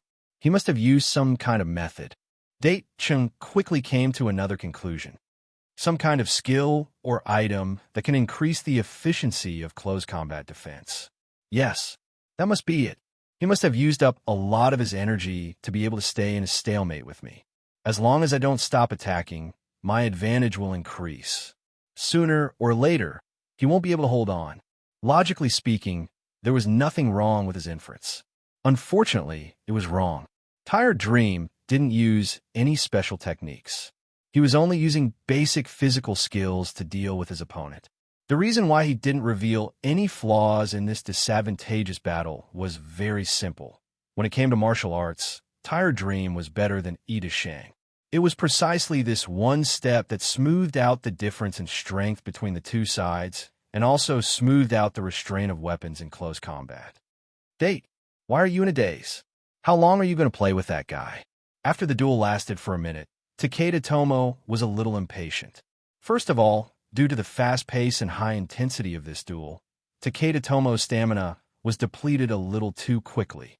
As for the Platinum Golem, as a summon creature, it didn't have the concept of stamina. As long as its time limit was not up, it could continue to fight.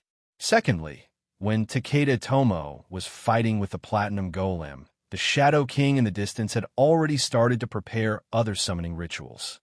God knows what kind of things he would summon next. In short, from various angles, the two from Sengoku had to do something quickly to change the situation on the battlefield. Date Chung heard this and snorted softly. He said helplessly in his heart, I also want to finish him quickly. But this guy, when he thought of this, his expression changed again, as if he had made up his mind about something. Forget it. Since the situation is like this, I can use those abilities that I originally planned to save for the last few rounds. As soon as he made up his mind, he changed his attack, putting down the shackles in his heart. Date Cheng's chi rose sharply, and the long and short sword in his hands changed. The moment he sensed the abnormality, Tired Dream immediately responded. He used a skill under his feet and took the opportunity to retreat 2 feet. But how could Date Chung let him get away? Seeing that Tired Dream was still retreating, Date Chung immediately shrank and followed him like a shadow. In an instant, a white light flashed and a black light followed. The white katana used Secret Sword 1 katana to attack Tired Dream's neck. The black katana used Moon Shadow to attack Tired Dream's ribs. The former was the strongest slash evolved from the simplest move, while the latter focused on extreme speed and changes. 2 moves came together, and there was no way to resist.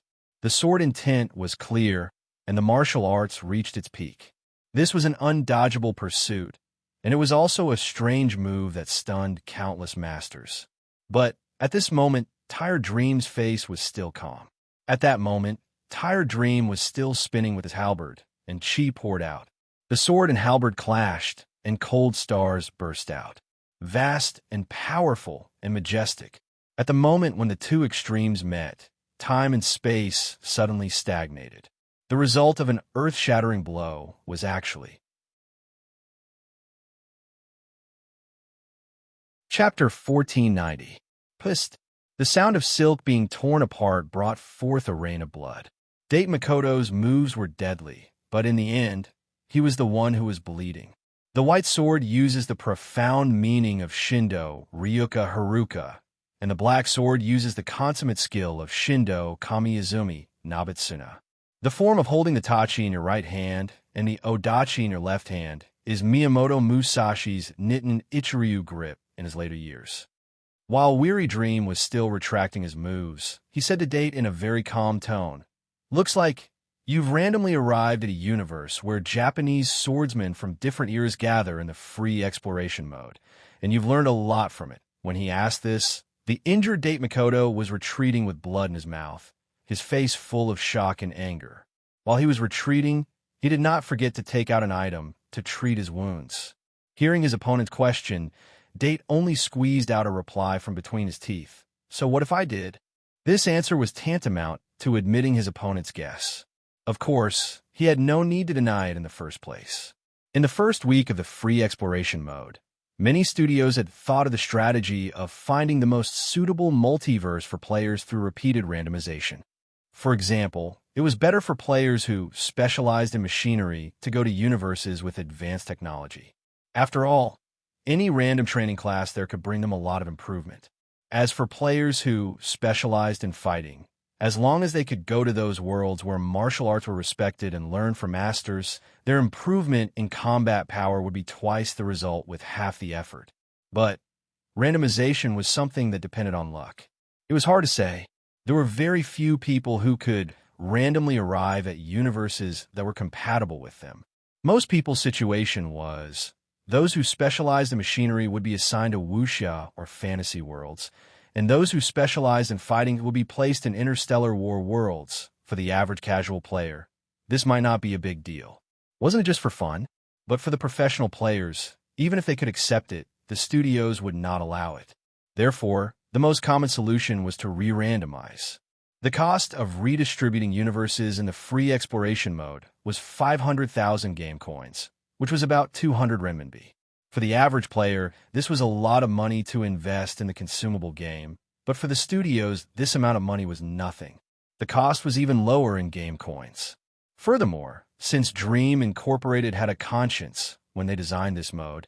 They had set the rule that 2 universes with similar styles would only appear after 5 randomizations. Therefore, most people would be able to find a suitable universe within 4 randomizations. In other words, they would only need to spend 2 million game coins to complete this. In summary, it was not surprising that Itachi Mikoto could freely explore a time and space where Japanese swordsmen of different eras gathered. A second later, Tired Dream even shrugged his shoulders and laughed twice at Ida before replying, "It's not how. I just want to praise you a little."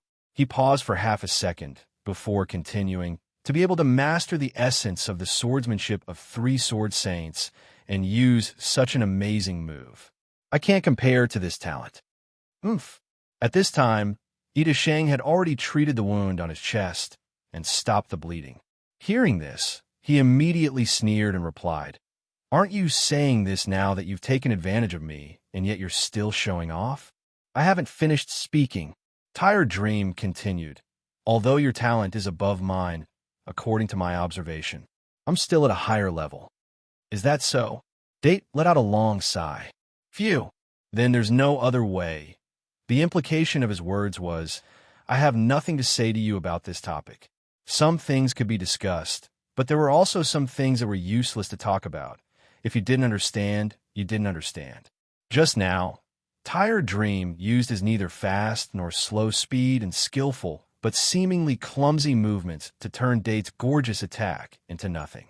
Although this scene happened in front of everyone's eyes, only a few people could truly understand the reason behind it. Those who couldn't understand it, even if they watched it 100 times in slow motion, still couldn't understand it. Even Ida, the person involved, was the same. When Warring States analyzed the 7 members of the Trash Alliance, they obviously missed some things, and the biggest misjudgment was the strength of Weary Dream. Indeed, a few months ago, when Tired Dream met Oda AI and Sasaki Akira, his combat power was not as good as Oda AI's, and he was only on par with Sasaki Akira. But after that, a lot of things happened. Tired Dream was a very strong person, but his talent was only slightly above the level of ordinary people, and his character was a bit eager for quick success, so he mistakenly entered the wrong path of Zombie Blade at the beginning of his career. After the S1 competition, he quit Zombie Blade because of the influence of Uncle Worthless. However, Tired Dream, who had turned over a new leaf and started anew, still stopped at the level of first class and didn't reach the top. Until he met Yin Gue Ren from the Thunderbolt main world in a certain scenario. At that time, he used Chong Lu, which he hadn't mastered yet, to exchange a few moves with Yin Gue Ren, and the result was a crushing defeat. Although he lost, he received Yin Gue Ren's recognition and guidance. Using this as an opportunity, Tired Dream finally began to transform. He let go of his excessive obsession with the pursuit of strength and understood that it was precisely the demonic barrier that limited him. In the next few months, he stepped into a new realm, and his strength increased day by day. The current Weary Dream had already abandoned his other weapons, leaving only the Chong Lu halberd. His fighting style was also very different from the past. No thoughts, no obsession, no trace, no style. His moves were born at will, and he was one with the halberd. Compared to Date, who pursued the ultimate of moves, this realm of no moves was naturally higher. We miscalculated. In the spectator space, Sasaki Akira, who had witnessed the changes in the battle, said in a helpless tone, "It seems that this competition is over, yeah." Mingji Xan, who was next to him, also had a look of everything is settled on his face as he said in a deep voice, "I didn't expect there to be more than one monster in the Trash Alliance. It seems that even compared to Order, their apparent strength is not inferior." No. However, Kwai Run, who had a serious expression, had a different opinion at this time. Look at Date's eyes. He hasn't given up yet. At the same time, on the battlefield, Date took out a consumable item that even his teammates didn't know about from his backpack. It was a small, flat wooden bottle that could be held in the palm of his hand. Its shape was a bit like a bottle of eye drops, but the mouth of the bottle in his hand was a sharp shape similar to a needle. Unless it's a last resort. I really don't want to use this. As Date said this, he had already pierced the bottle into the side of his neck. More or less it hurts my self-esteem a little. Tired Dream saw this, and his expression changed slightly, but he didn't step forward to interfere with the other party.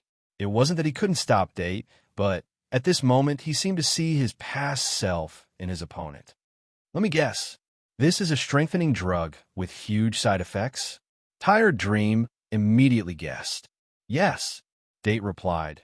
In that swordsman universe, there's a forbidden item called cinnabar pill. As he spoke, the color of his pupils had changed. Just eating one pill will bring a pain that seems to peel off the color of the whole body. If a second pill is eaten in a short period of time, 99% of people will bleed to death on the spot. He smiled. Oh, of course, with the physical fitness of a player, they can bear the burden of this drug. Then what's the effect?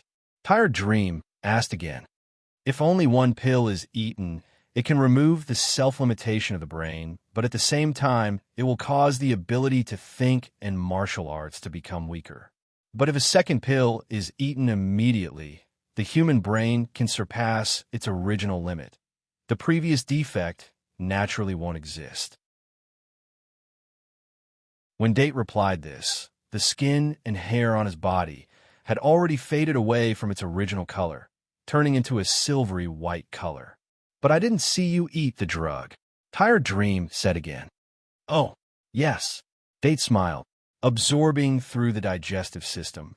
The efficiency is relatively low, so I directly injected the concentration of about 5 pills into the blood. Bang! When the last word came out of his mouth, the sound of wind breaking rang out. In an instant, a figure flashed, and Date suddenly appeared where Tired Dream was still standing, but Tired Dream was nowhere to be found. In the same second, on the ground in front of Date, there was a huge blood arc that bloomed in the shape of a half-moon. Chapter 1491. At this moment, Shang, who appeared to be calm on the surface, was furious. Borrowing the power of cinnabar pill to fight might seem natural to others, but for Shang, it was an act of letting go of his pride and even his dignity. However, he still did it. He was very similar to the weary dream of the past. He was conflicted and struggling between his persistence for victory and his strong self-esteem. But no matter what, objectively speaking, he was very strong at this moment. In his own words, ridiculously strong. Stop hiding. A second later, Shang shouted, It's just a scratch. Come out and fight me again. After that, he turned his pupils, which had turned white, and looked around as if he was trying to capture something invisible to the naked eye. This is already far beyond the level of just a scratch. 2 seconds later, Sleepy Dream's response was heard. It sounded like his breathing hadn't completely stabilized yet. My internal organs were almost torn apart by you. These 2 sentences, the voice was drifting, and it was hard to tell where it came from. Shang could only hear the voice, but not see the person. Huh? Shang heard him and provoked him further. So you cut so deep? Sorry, I thought that a guy with a phase shift ability would at least be able to escape unscathed after using his skill. Obviously, not only did he know about Return of Weary Dreams, he had also studied the abilities of Zombie Blade King.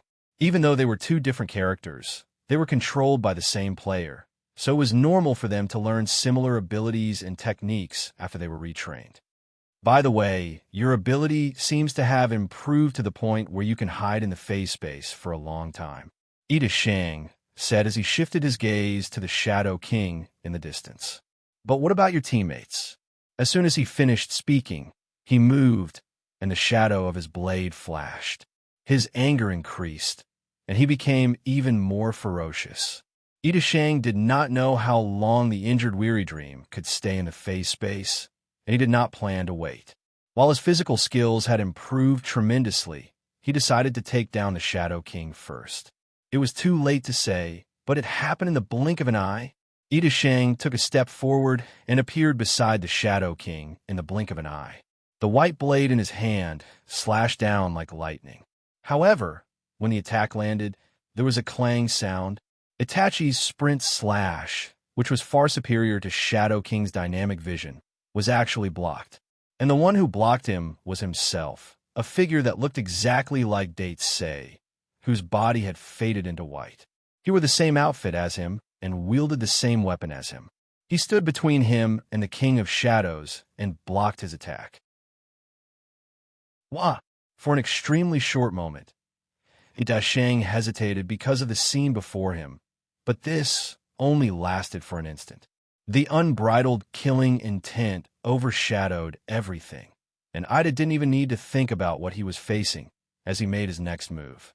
TSK, TSK, TSK. In an instant, the sound of wind breaking rang out, and the saber net that was like a raging wave unfolded once again.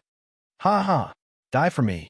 Ida Shang, who had transformed into a white ghost, was undoubtedly emotionally affected by the drug. When he waved his saber, not only did he blurt out his killing intent, but he also instinctively revealed an excited grin on his face. The saber energy burst out like a violent wind, and the killing intent turned into a tide, majestically pressing down. Under Ida's frenzied attacks, the other, Ida Chung, was only able to resist for about 5 seconds before he was chopped into pieces by the black and white dual blades. And when the chopped pieces of flesh fell down from the sky, they turned into shredded paper and tiny lead wires. Finally, the Ida Chung showed his true form. Hey, I've been setting up a paper doll here for a long time, and it's already broken after a few attacks. The Shadow King immediately complained in his heart. He was just about to command the copy paper doll to deal with Takeda Tomo when Itachi rushed over and chopped the paper doll. Of course, the paper doll didn't die in vain. At least its automatic defense reaction saved the Shadow King's life. If he hadn't been able to set up the paper doll the moment Itachi attacked, he would have been doomed. So, it's just a paper doll. Humph. Killing a summoned creature naturally couldn't satisfy the current Itachi. He immediately attacked the Shadow King again. At least let me see some blood. With a fierce shout, the two sabers attacked again. The momentum of the attack didn't allow for a breather. Good. When this good came out of his mouth, Tired Dream's figure appeared in the air and reappeared on the battlefield. Bang! The two strong weapons collided, and the universe shook. Tired Dream used the halberd in his hand and rushed between the Shadow King and Itachi. With a slash of the halberd, he broke the momentum of the saber. At this point in the battle, he was finally able to stand in a place suitable for the halberd to fight. However, at this moment, Itachi had completely surpassed Tired Dream in terms of speed and strength. The gap had reached a level that couldn't be filled with skills. Too weak, too weak, too weak, too weak, too weak. After 2 serious moves, Ida began to quickly repeat the same sentence, while his hands continued to press forward with a frenzied saber technique that had no pattern at all. Tired Dream also knew that Itachi was deliberately abandoning his moves and using this kind of unreasonable chaotic slash to attack to prove that he was stronger than his opponent. But knowing was one thing, Tired Dream still had no way to reverse this kind of difference in strength. He could only do his best and resist with his indomitable tenacity. I don't know when I won't be able to hold on. While parrying and retreating, Tired Dream hurriedly used words to remind his teammate. The core meaning of this sentence, translated, was roughly, "If you dilly-dally any longer, I'll die in front of you at any time." As for the Shadow King, actually, even without Tired Dream's reminder, he had already rushed towards Takeda Tomo. After this stalemate, the situation had become quite favorable for Sengoku. Shadow King analyzed it for a moment. Relying on the Platinum Golem alone wouldn't be able to defeat Takeda Tomo in a short time, and the situation didn't allow him to summon those more than a minute of preparation time summons. Therefore, he had no choice but to fight personally. He actually took the initiative to approach. On the other hand, Takeda Tomo had naturally noticed the Shadow King's movements. To her, this was a surprising development. In the battle, just now, she was constantly suppressed by the golem. She couldn't even get close to the Shadow King. She didn't expect him to deliver himself to her. Then I won't hold back. At that moment, Takeda Tomo's lips curled into a smile. She feinted an attack with her hands and tapped her feet lightly on the ground. In less than 2 seconds, she successfully created a space of several feet between herself and the golem. Then, she stabbed her katana into the ground and activated her title's ability, Rakshas's Heavenly Pillar, at the approaching Shadow King. Chapter 1492. Even though activating this skill would cause Takeda Tomo to lose her weapon temporarily and cost her 500 mana points, the effect of this skill was indeed very powerful. First of all, the units within the Rakshas's Heavenly Pillar could not be killed. Before the pillar disappeared, they could not attack, use skills, items, or any other special abilities. Of course, the attacks of those outside the pillar could not penetrate the pillar. Secondly, anyone inside or outside the pillar could enter or leave the area of effect of the pillar. However, regardless of whether they entered or exited the pillar, they would receive damage equivalent to 95% of their maximum life points. In other words, King of Shadows had 2 options. 1, he could stay inside the Cosmic Sky pillar and wait for the skill effect to wear off. 2, he could charge out of the range of the Cosmic Sky pillar and regain his freedom of movement, but his health would drop to a near-death state. Obviously, the second option was too risky. The Shadow King's physical skills were very average. Even if Takeda Tomo was unarmed and was being chased by the Platinum Golem, it was not difficult for her to kill a character with only 5% life points. Even if she had to sacrifice her HP, she would still be able to do it. Therefore, the Shadow King could only choose the first option.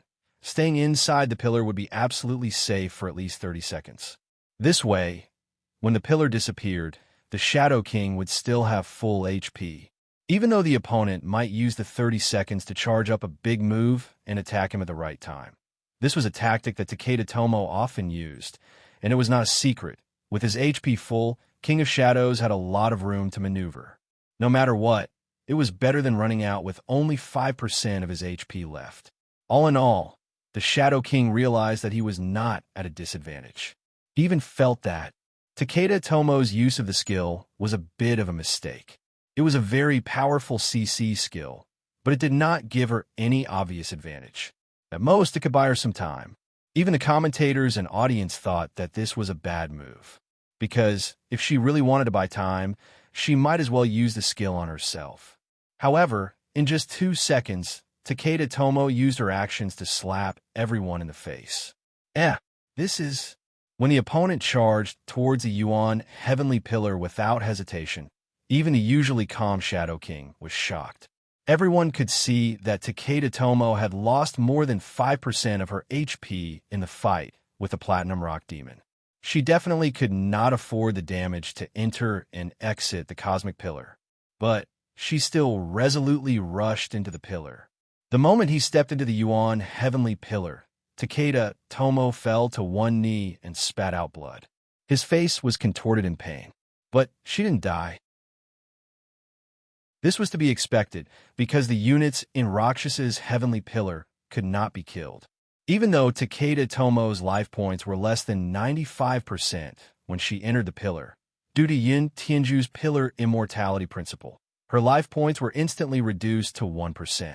The excess damage was converted into psychic shock. Bang! A second later, the Platinum Rock Demon that was chasing after its target caught up to them. It immediately fell forward and fell to the ground. At this moment, Shadow King finally understood. His eyes widened, and he couldn't help but exclaim, "Hey, that's amazing phew!" After taking a few seconds to adjust her breathing, Takeda Tomo stood up again. Because her HP was not overloaded by much, the pain subsided quickly. If you didn't run into my skill's range, I wouldn't have been able to use this amazing skill. Now, 2 players and a golem were within the range of the Yuan Heavenly Pillar. Even though the difference in their HP was huge, under the premise that they could not damage each other, it was meaningless before the skill ended. Takeda Tomo would not step out anymore. If she did, she would die. As for the golem, Shadow King would not order it to step out and commit suicide. Shadow King could step out himself, but that would not benefit him at all. He would not be able to kill his opponent, and he would lose 95% of his life points. In conclusion, in the next 20 seconds, the few inside the pillar could only wait. I thought you made a mistake when you used this skill, but now that I think about it, it is a title skill after all. The owner's understanding of it is different from us outsiders.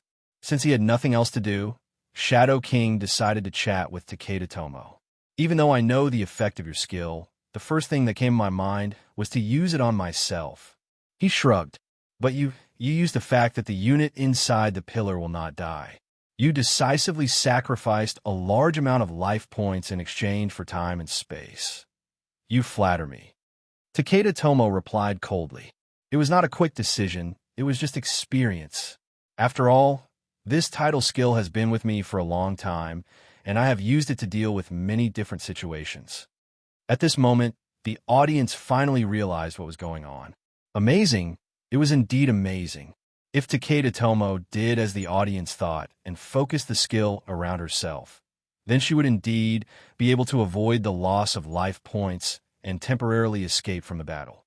However, if she did that, within 30 seconds, Shadow King, who had full life points, will be able to help his teammates without any worry. In other words, Takeda Tomo had spent a large amount of life points to use a crowd control skill on herself and created a 2 versus 1 situation for her opponents in half a minute. Compared to the current situation, the difference between the two was obvious. But there are still one or two things that I do not understand. Several seconds later, Shadow King continued. Why didn't you target your skill on the golem? He paused for half a second before continuing. In that kind of high-speed attack and defense, I did not have the time to give the golem the command to stop. If you used the Yin Tian pillar to surround the golem, it would have charged out the moment the skill was activated, and it would have been killed instantly. You said it yourself, the speed of attack and defense is very fast. What else do you not understand? Takeda Tomo crossed his arms in front of his chest and said in an unhappy tone, If I want to use the method you mentioned to kill the golem, I have to make sure that the moment the Rakshasa's heavenly pillar appears, the edge of the pillar is between the golem and me. However, your golem is stronger than me in terms of physical skills. I had to use feints and sudden changes in direction to distance myself from it, and the golem would close the gap again in less than 2 seconds. Under such circumstances, it's already difficult to accurately calculate the release point. What's even more disgusting is that your golem's reaction time, pursuit route, instantaneous speed are all not fixed. How am I supposed to operate it? At this point, she pursed her lips and continued. Furthermore, this strategy is not only harsh, but it also has a low margin for error. If the skill missed, I would not even have a sword. If the position was wrong, I might even die.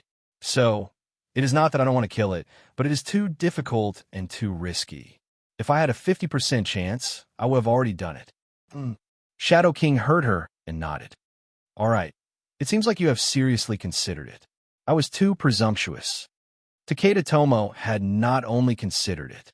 Ever since she was entangled by the platinum golem, she had been desperately trying to come up with a countermeasure. In fact, she had only said half of what she had said. During this period of time, through constant probing and observation, Takeda Tomo had actually grasped the platinum golem's reaction and movement patterns under certain specific actions. If she had a few more seconds, her chances of success would be more than 50%. By then, she would very likely use her title skill to successfully insta-kill the platinum golem. Then, the situation would be completely different. 2 seconds later, Takeda Tomo let out a proud snort. She immediately said, By the way, you mentioned that there are 1 or 2 things that you don't understand. Other than this, what else is there? Shadow King thought for a moment and asked, Even though you have successfully controlled me and the golem for 30 seconds, and you have dragged the golem's HP down to the brink of death, once the skill's time is up. Based on the golem's HP, Shadow King guessed that Takeda Tomo was forced to stay alive after losing only 1% of her HP. What are your chances of winning against me, who is almost at full HP? Just as he finished his sentence, there was only 1 second left before Rakshas's heavenly pillar was dispelled. Heh! At that second, Takeda Tomo laughed. As the corners of his mouth curled up, his pupils suddenly turned red. Immediately after, the platinum golem's roar and fist arrived at the same time, aiming directly at the back of Takeda Tomo's neck. Screech! The fist fell, but the figure was no longer there. In a split second, suddenly, a slender white hand pierced through the Shadow King's back and came out of his chest. The white hand turned into a bloody hand in the blink of an eye. At that moment, the coldness overwhelmed the pain and attacked the Shadow King's whole body. I just need to kill you without getting hurt. Isn't that enough? In the next second, Takeda Tomo, who felt that victory was in his hands, put his face close to the Shadow King's ear and said this life-threatening declaration in a murderous tone. At this time, her other hand was holding the katana that returned from the subspace. As she spoke, she pushed her wrist. When the tip of the katana came out of the Shadow King's left chest, Oldie only felt a chill and his heart stopped. The fresh blood that flowed out made the blade of the katana red.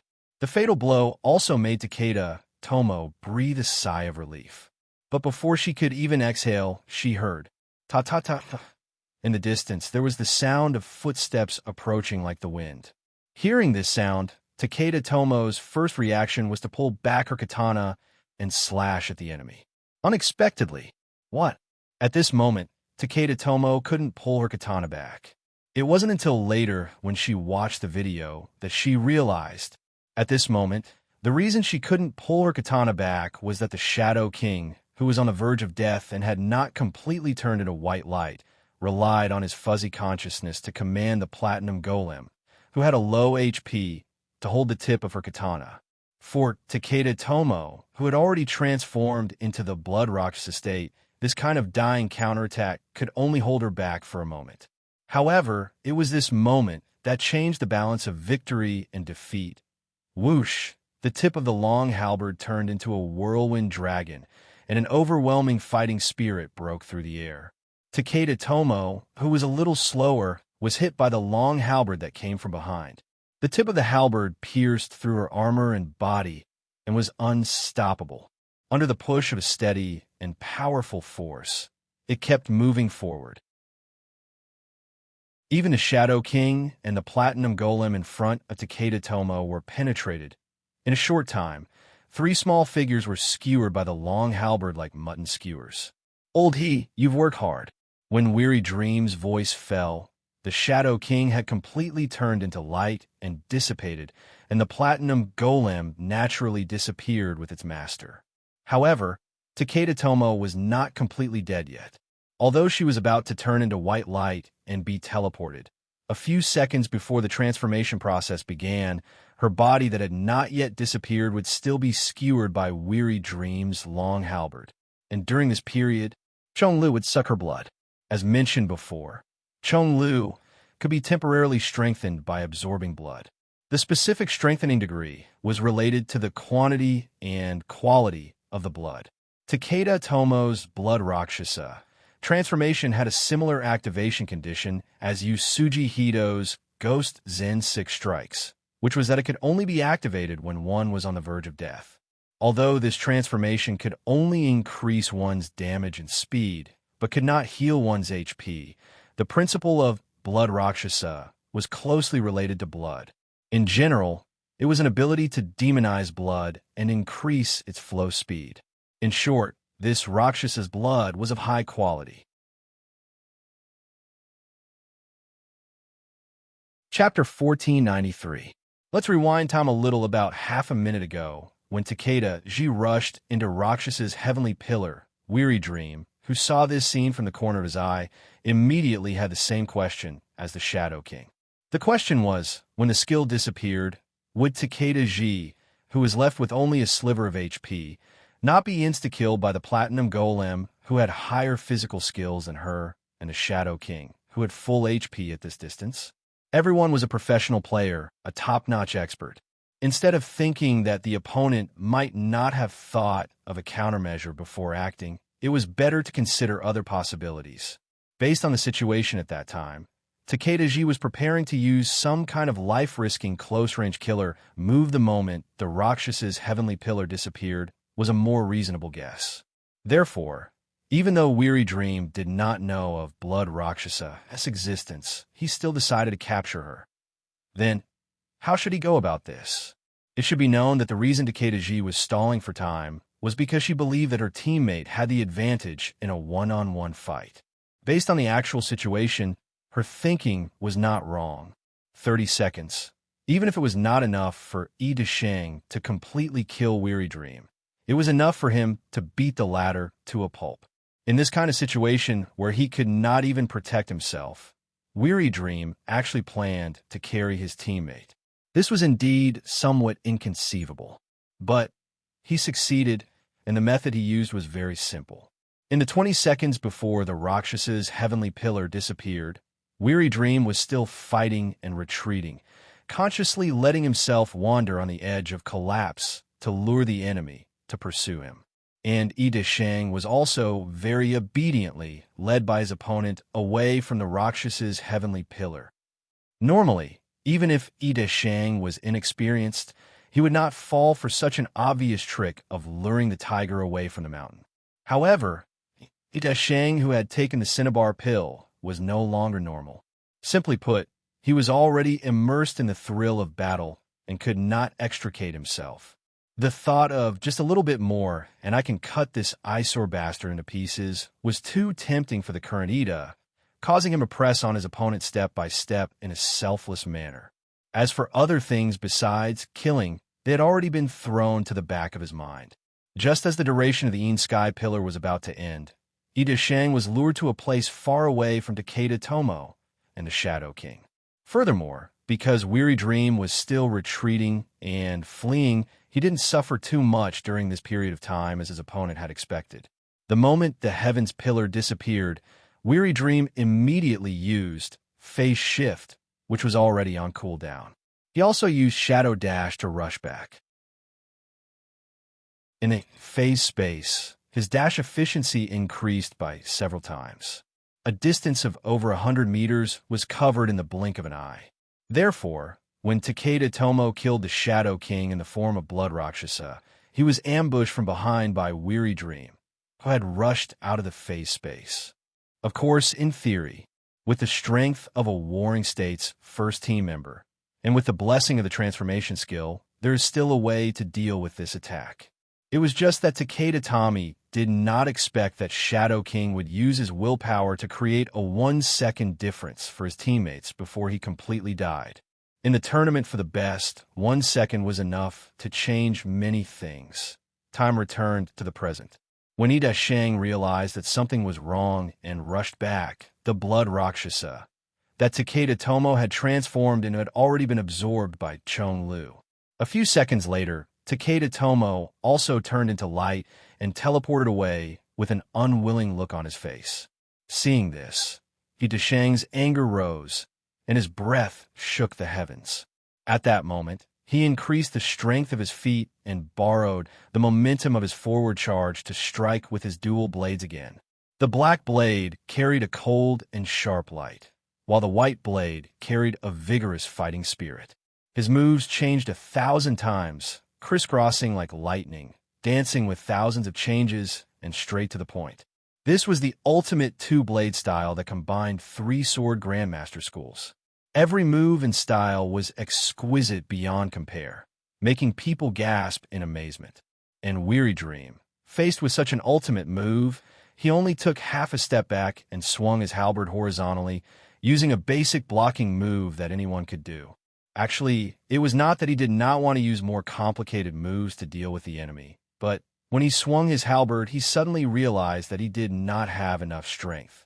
Weary Dream knew that Chong Lu would become heavier after absorbing blood. He even deliberately tested the ratio between the increase in the weapon's weight and the amount of blood it absorbed in a certain scenario. But even Chong Lu, which had killed almost 100 people, was not as heavy as it was now. Even if Weary Dream's strength was enough to use a weapon that weighed tons, he could not use Chong Lu as freely as he wanted. In a moment of desperation, He could only make the only blocking move he could do. Who would have thought? Whoosh! The tip of the halberd swept across, bringing with it the sound of a fluttering flag. Then, a wall of energy spread out at the same time with the halberd. With an invisible force, it stopped Yi Dasheng, who was charging forward, and forced him to take a few steps back. What? Yi Dasheng could not believe that in this attack and defense, his opponent's strength was once again above his own. He had already given himself the equivalent of 5 cinnabar pills, and it was directly injected into his vein. The burden of this self-destructive strengthening was so painful that even he himself felt it was unbearable. It could only be relieved by the pleasure of fighting and killing. However, the man in front of him could still suppress himself under this condition. This made Yi Dasheng's emotions fall into a state of near madness. How dare you? In the next second, Yi Dasheng roared, and the fighting spirit in his chest burst out.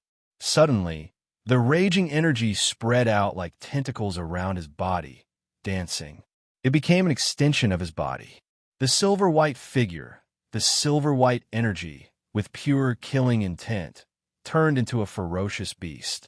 Even the surrounding scenery was distorted by the wanton killing intent. Suddenly, the two players on the field seemed to have come to the Red Lotus Purgatory, and there was an abyss of blood and fire at their feet. Die! Yi Dasheng roared again, and his body moved. In the blink of an eye, Yi Dasheng had already used his ultimate move. Wherever the blade passed, the void was peeled off layer by layer.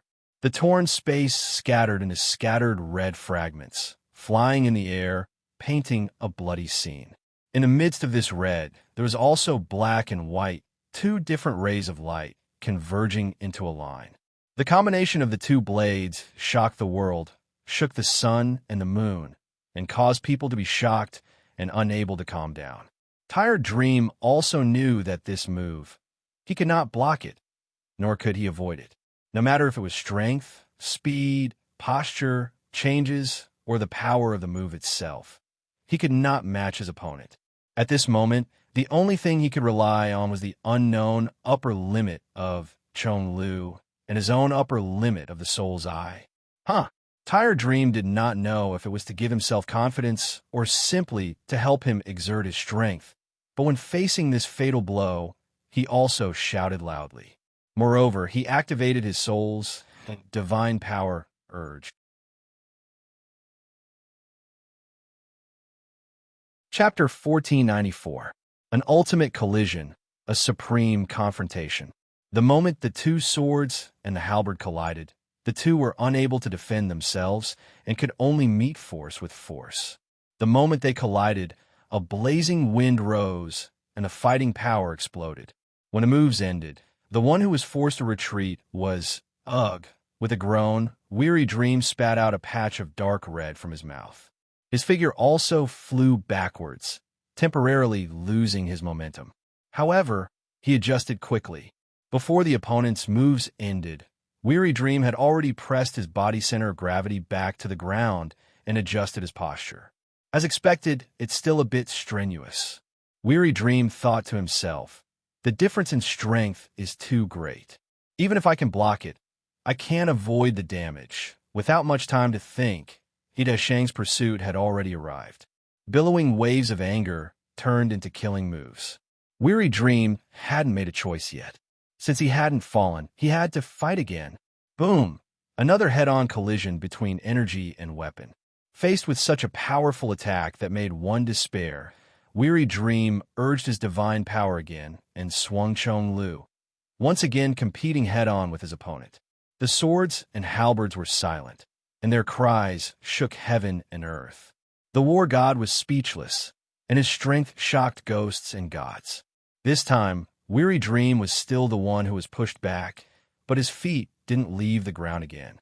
He only retreated a few steps and used his halberd to support himself, stopping his retreat. This guy can really take it. Seeing that his opponent had resisted 2 moves, Yi Dasheng became more anxious and angry. He immediately changed his stance. In that instant, his figure split into 2 into 4, for into infinity, Layers upon layers of afterimages surrounded Weary Dream in an instant. Starting to use the advantage of speed, Weary Dream coldly scanned his surroundings. He raised his halberd slightly and waited. But after all, these are only afterimages and not doppelgangers. There's only one original body, so there's only one way to attack. While he was thinking, Ida Shang had already made his move. Suddenly, among the numerous afterimages, a figure standing to the side of Weary Dream suddenly flashed. The blade was cold and intimidating, and the light rushed through the wind. At this moment, Weary Dream, who was looking in another direction, actually moved at the same time as Ida Shang made his move. He raised his arm and swung it back, stabbing diagonally with the halberd. That angle, speed, strength was just enough for him to block the incoming blade light. Dang! The close-quarters weapons clashed again, causing a deafening sound to soar into the sky. This time, because Ida had used up some of his strength in creating the afterimages, the power of his sword style had decreased. Therefore, after Weary Dream blocked the attack, he still stood in place, not moving at all. In the next second, Ida let out a long howl. He angrily moved his arms and sent out a flurry of blades. Weary Dream even turned his head and twisted his waist, using his body to transform into a move. Using the fixed principles of spin, sweep, slow, pause, he fought and retreated, gradually becoming more and more skilled in battle. While Ida Shang was wildly attacking, he kept shouting, "I was clearly out of your line of sight, so how could you still block it? Haven't you heard of? Those who can only attack things within their sight are only second-rate martial artists," by Blackwood Schwanka. Sleepy Dream's tone had unknowingly become relaxed and calm. In the end, your murderous aura is so heavy that creating afterimages is meaningless. As he spoke, he spun around and swung his halberd horizontally. After changing his stance, he switched from defense to offense and rushed back towards his opponent's dual blades. Damn it! Damn it! Ida Shang had been attacking for a long time, without success, so he was already anxious. What made him even more puzzled was that, in this battle of strength, not only did Weary Dream not show any signs of defeat, he actually became more and more courageous as the battle went on. In fact, not only Ida Shang, even Weary Dream himself didn't know why. It was just that, from the beginning, Weary Dream could faintly feel that the Chong Lu in his hand seemed to be getting lighter and easier to use. Die for me. Hurry up and die for me. When attack and defense turned into an attack, Ida Shang's murderous intent and madness reached a new peak. As soon as he shouted, his ultimate move was launched. All of a sudden, the tentacle-like energy around his body finally turned from illusory to solid matter, becoming material that could be used to attack physically. Beep! Weary Dream saw this and blurted out a F***. He absolutely didn't expect that under such circumstances, Ida Shang could still push his combat strength to a higher level and launch such a demonic attack. In his desperation, Weary Dream immediately raised his energy and divine power. Bang, bang, bang, bang. At that moment, strange moves were launched. A cloud of dust covered the sky, and the sound of tentacles hitting the ground rose and fell. In the span of a breath, more than 10 gigantic energy tentacles bent downwards like a peeled, flower-shaped orange peel, wrapping Weary Dream within, completely enveloping him within. As for Ida Shang himself, he was also enveloped in this energy ball. In this narrow space, the black and white dual sabers in his hands were like a swarm of bees. Even though he didn't use any moves, he was still incomparably fierce. This kind of confinement and killing attack was very similar to Uncle Worthless cardboard box kill. To players who used long weapons, this was undoubtedly fatal. Therefore, even though the move hadn't ended, the audience had already lit incense sticks for Weary Dream in their hearts. However, after that breath's time, a blood-red light penetrated the outer wall of the energy ball. It pierced through the clouds and the sky, intimidating the heavens. Immediately after, a second, a third, The blood-red light pierced through all directions and broke out of the energy ball, exploding with a loud bang. Amidst the scattered energy brilliance in the sky, two figures leaped out in two different directions and stabilized themselves at the same time. Huff! On one side, Weary Dream let out a long sigh. At this moment, there were many more wounds on his body. The armor on his body was already dyed red. Why aren't you dead yet? On the other side, Shang, who was silver-white all over, was also dyed red. And part of the red was his own blood. It's probably because you become weaker. As Weary Dream spoke, he tilted his head and spat a mouthful of blood onto Chong Lu's halberd. Obviously, he had already noticed that, even if it was his own blood, as long as it touched Chong Lu, it would be absorbed and turned into a stronger power. Nonsense. Hearing this, Shang was shocked and angry. How could I? Unexpectedly, before he could finish his sentence, the left side of his face suddenly cracked like a porcelain bowl. A long and narrow crack suddenly burst out. What? Shang himself was shocked by this scene. His pale pupils quickly moved to the side and instinctively leaned toward the crack on his face. So you don't even know? Weary Dream continued calmly. The thing called cinnabar pill actually has a very serious flaw. Flaw? Shang repeated the two words in a questioning tone and continued. That's impossible. I've clearly tested it before. Indeed, it can greatly improve your physical skills. Weary Dream interrupted before Shang could finish a sentence. Before the other party could finish speaking, Tired Dream interrupted, but this kind of improvement comes with a price. He paused and continued. In Thriller Paradise, other than the ability of causality and the power of Soul's Eye, other skills or items that can greatly increase a player's combat ability basically come with a price and risk. Your cinnabar pill will not be an exception. I already said it has no flaw. Stop messing with me. Shang said as he picked up his dual blades and charged forward. The long blade slashed vertically and the short blade slashed horizontally. The sharp blade energy crisscrossed and shot out at the same time. Seeing this, Weary Dream shook his head and sighed lightly. He activated his divine power again. The tip of the halberd moved and the pain came. By this time, Shang's energy and might were already at a disadvantage. Before his blade could even touch the other party's weapon, it was already forced back by the pressure as heavy as a lofty mountain. This can't be. Even though he was still muttering this, Shang's legs were no longer listening to him. At this moment, no matter how much he tried to hypnotize himself, he could no longer deny the fact that the difference between the strong and the weak had been reversed. Furthermore, the cracks on his body had increased in these few short seconds. The cinnabar pill can indeed forcefully stimulate your potential, but it will also squeeze you dry at a very fast speed. Weary Dream still knew that he had one, so he was not in a hurry to attack. Instead, he continued. The principle is like adding fuel to a 19th century piston engine. The faster it runs, the faster it burns. After using the cinnabar pill, your body will become like the Henrietta galloping on the sea. After burning the coal, it will burn the furniture. After burning the furniture, it will burn the deck. After that, it will be the masts, the sails, the timbers, the fenders. In the end, it will become an empty shell with only iron sheets left. I completely don't understand what you are talking about. Shang did not listen to his words. His response was to clench his teeth and drag his body, which was starting to fall apart from the inside, forward again, step by step. I admire this persistence, but there are some things that you can't rush. I hope that this defeat will allow you to grow.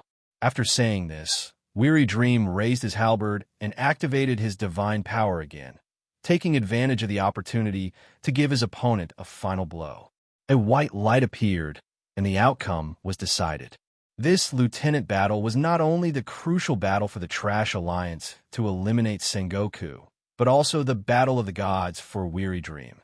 After this battle, Weary Dream finally went from first class to super first class, and became an existence on the same level as the strongest monsters in the hearts of the people. Of course, for the time being, the focus of everyone's attention was another seeded team had been eliminated. The journey of S3, which belonged to Sengoku, came to an abrupt end after this focal battle of the fourth round. Although they were eliminated quite early and lost with a score of 3-1, in terms of content, they could not be considered to have left the stage dejectedly. It could even be said that they had lost with honor.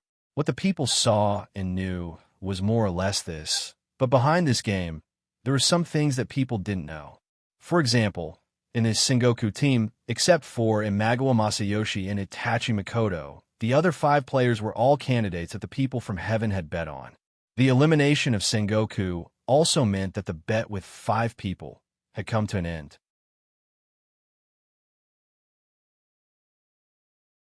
Chapter 1495, March 27th, morning. As the 4th round of the tournament came to an end, the battle reports came out one after another. The battle between Warring States and Trash Alliance was undoubtedly the focus of all the reports. As for the other seeded teams, they didn't get much attention because they managed to advance to the next round. Of course, just like the previous rounds, when a new matchup list was announced at midnight the next day, everyone's attention was on the new matchup list. There were a total of 1,670 teams participating in the 5th round of the tournament for the best S3. For the first time since the start of the tournament, the number of teams participating in the tournament was even. In other words, there were no teams with a bye in this round. All the teams had to win to advance to the next round. However, in this round, there weren't any focus battles. The 2 strongest teams didn't encounter each other. In fact, starting from this round, there weren't any clashes between the strongest teams in the 5 rounds. There weren't any upsets either. These 5 rounds had turned into a carnival for the casual players.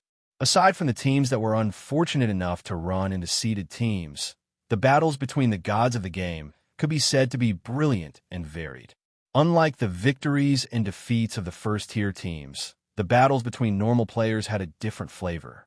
For example, low-level mistakes in coordination, going with the wind into going against the wind, strange tactics, strange formations, strange tactics against strange tactics, strange formations against strange tactics, strange formations against strange formations, low-level mutual attacks against high-level mutual attacks, and other situations that could not be seen in professional matches were endless in the battles between casual players. If the battles between the seeded teams were compared to the finals of the NBA, then this type of battle, where all kinds of weird situations could happen, was like a mysterious battle that you would see at a free street court on a weekend. On the stage of the finals, you would only see professional athletes, but on the street court, you could meet anyone. For example, there would be excuses, apology, awkward conversation, concave, fake cousin, player coach, foul, don't pass, only shoot 3-pointers despite being tall, think you could do a slam dunk but can't, and mysterious old man that blew up the entire court. There would always be one type of person that you would meet, or it would be you. But that was a bit off topic. In short, this type of battle was also very interesting to watch. If there was a book, it would be long. If there was no book, it would be short. Although there weren't any important matches in these 5 rounds, the process of elimination still needed to be explained.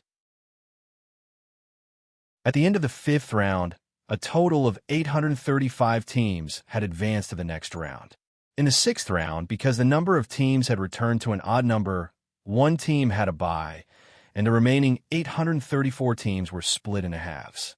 In the 7th round, 418 battle teams fought against each other.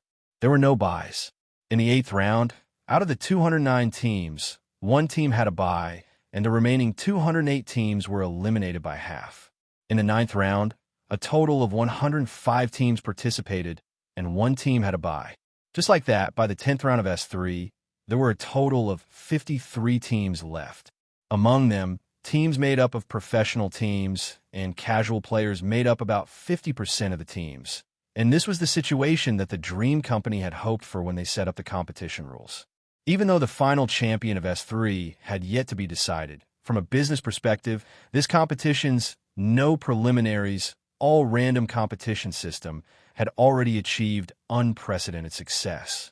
Be it the players' participation rate, the popularity of related topics, or the direct, or indirect income from both inside and outside the game. The data from every aspect was encouraging. So far, S3's user satisfaction and economic profit had surpassed S1 and S2's combined. The employees of the Dream Company could celebrate in advance. Of course, the players did not care about that. At this stage, the players' main concern was naturally which team would claim the top spot in S3. On the 7th of April, on the day the 10th matchmaking list was announced, the Dream Company released an announcement on the official website without warning. To celebrate the first anniversary of Thriller Paradise's open beta, from today onward, all R&B items in the online store will be on sale for 7 days. Everyone had seen promotions before, but this kind of surprise promotion was rare. Before this, there were indeed players who were confused. Why didn't Thriller Paradise have a 1-year anniversary promotion? Could it be that the game company had forgotten about this? In the end, the players were greeted with such a discount drama.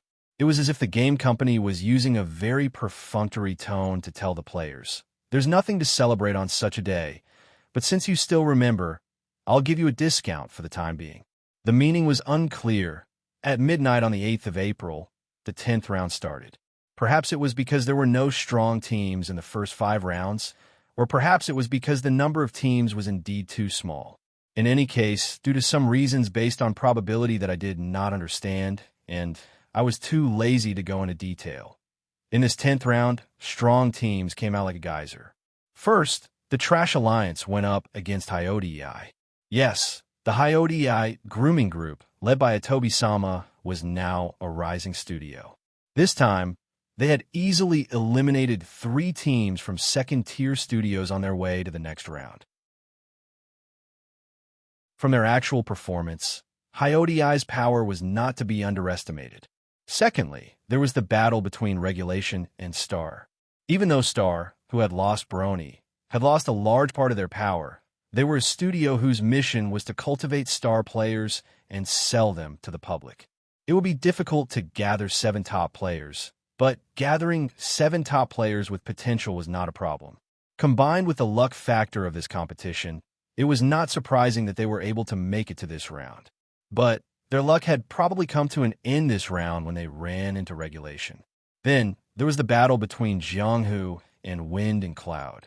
As a studio that I did not mention in the previous chapters, but was indeed a top studio, Wind and Cloud's appearance was destined to be short-lived.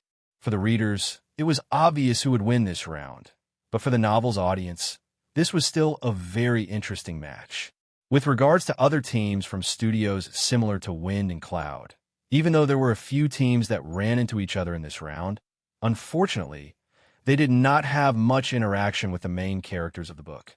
Therefore, there was no need for me to list their names one by one. Next, let us talk about Underworld Frontline. Brother Jew's opponent in this round was Mountain River. In terms of overall strength, Underworld Frontline had a clear advantage, but after all, they were a top-tier team, and they were not a team that could be easily defeated. They needed to be careful when dealing with them. Furthermore, Autumn Wind and Matcha Cookie in the Mountain River team were also candidates who had been bet on. Hence, this would be a direct battle between the candidates. In the end, in this round that was filled with all sorts of points to watch and complain about, there was one more thing worth mentioning. Heaven's Gate had a bye.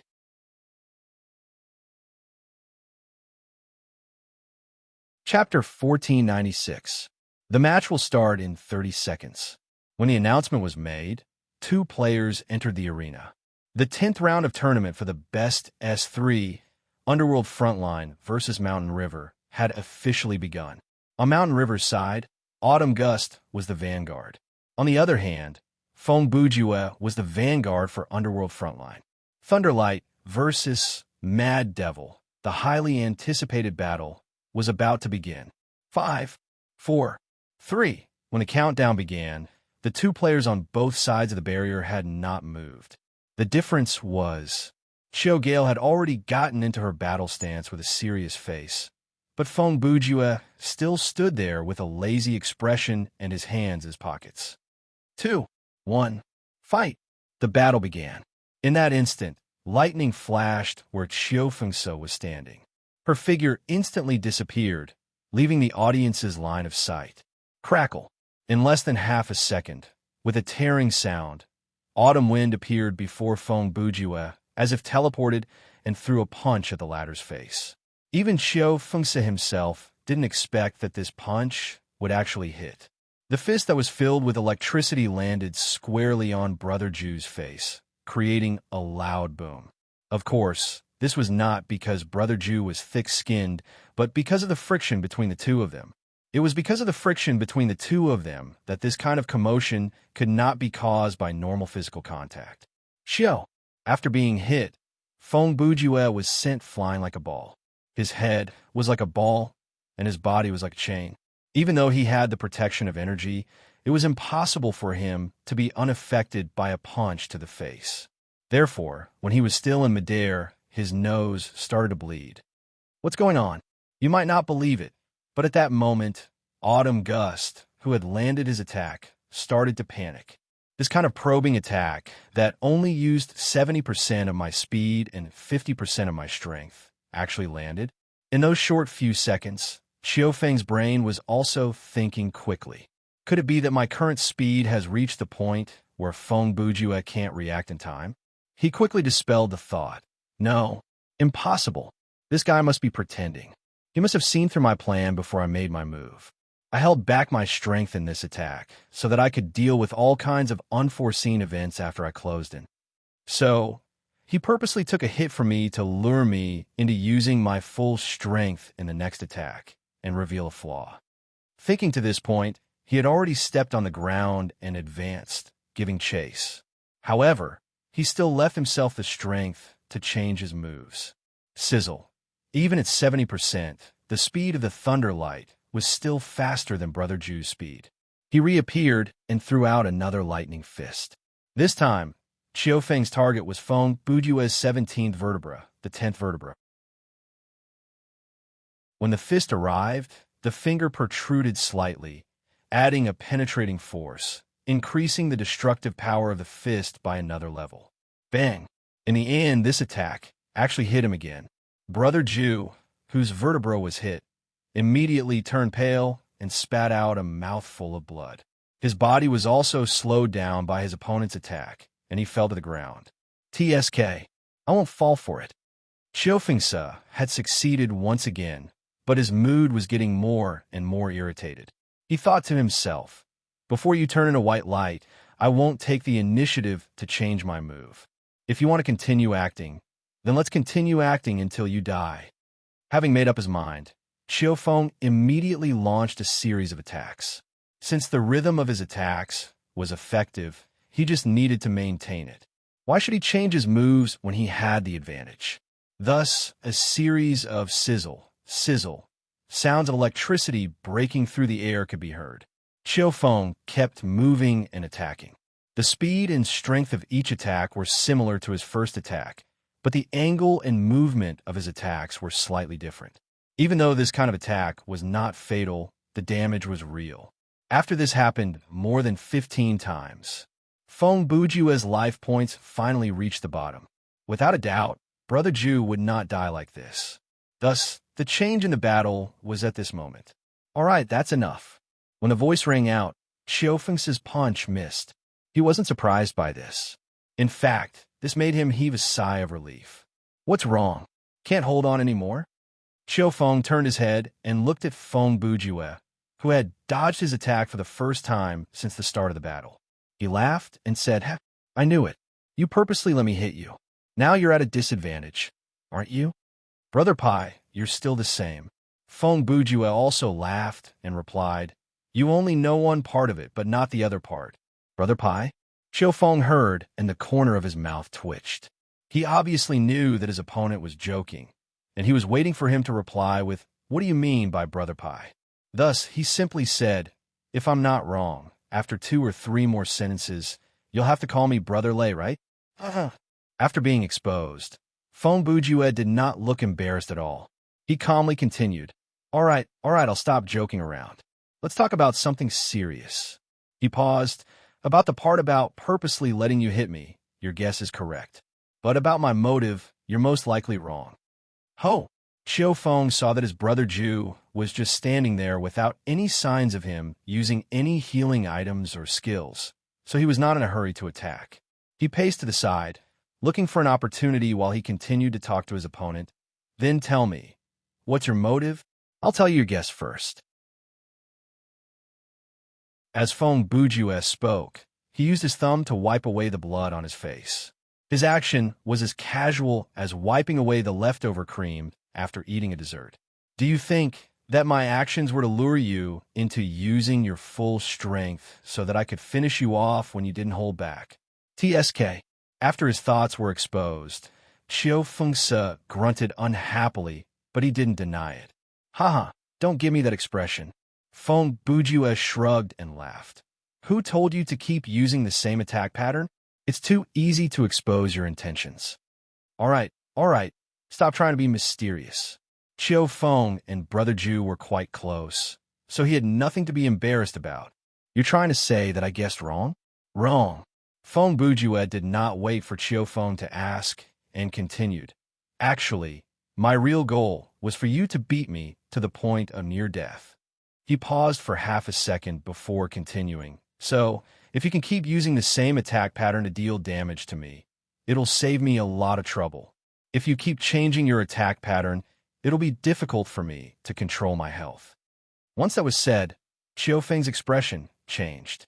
It was not that he regretted his earlier strategy, because regret was meaningless, and he did not think there was anything wrong with his speculation.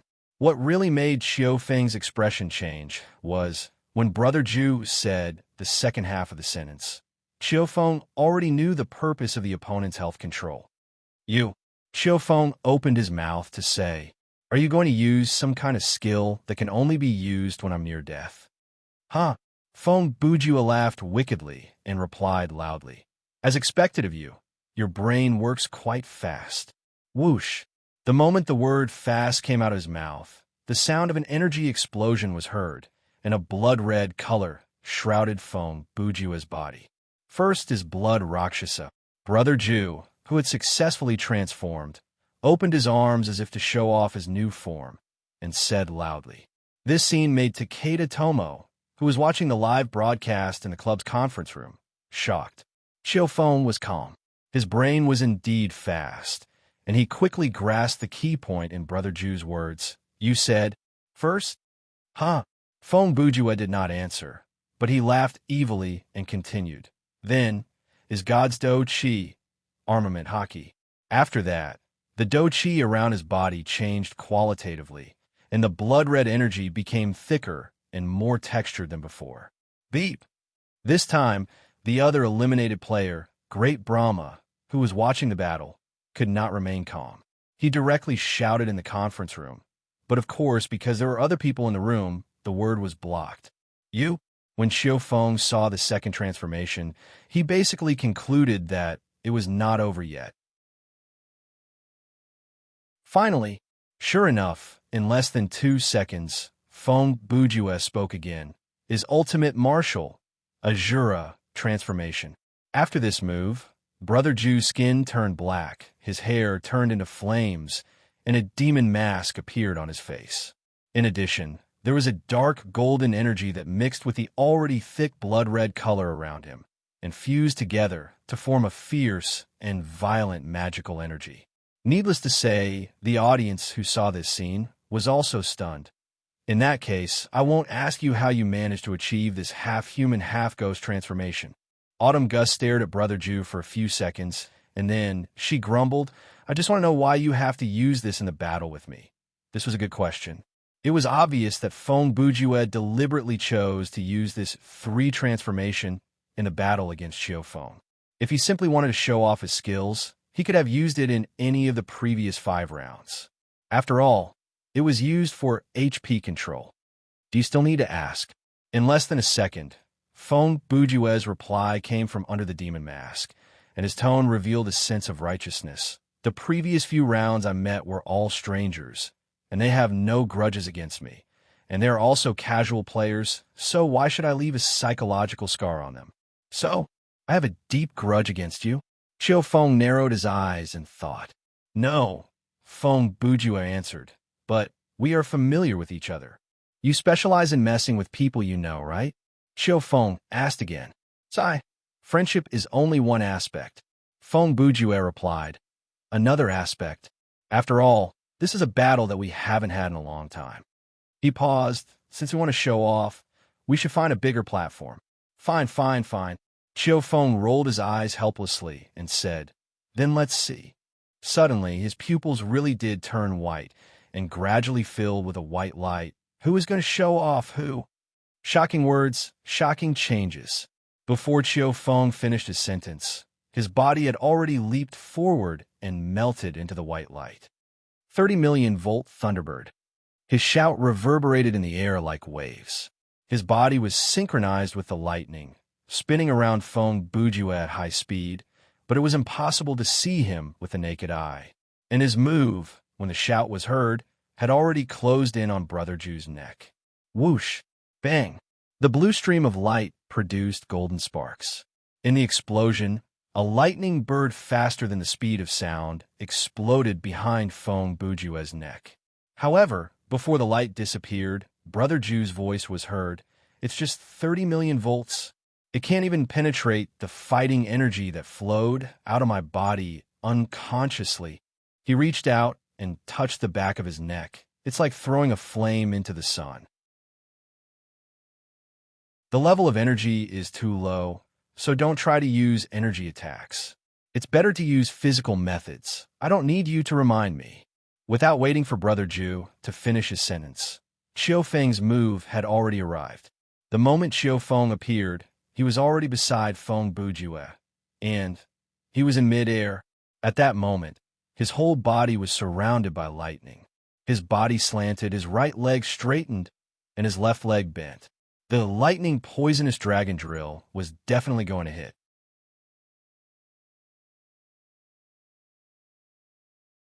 Chapter 1497. Feng Bujue did not care at all in the face of the deadly attack. He only turned his head slightly and looked down. He was still able to react to the attack. Seeing this, Xiao Fengse was enraged and his fighting power increased.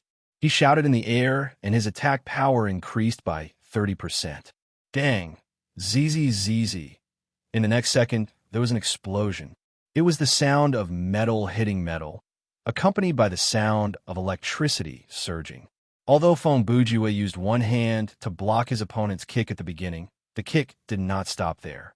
After the two sides made contact, Xiao Fengse's whole body spun like a drill. Electricity gathered at the tip of his feet, and he fiercely drilled into Brother Ju's forearm. However, even so, Feng Bujue did not move an inch.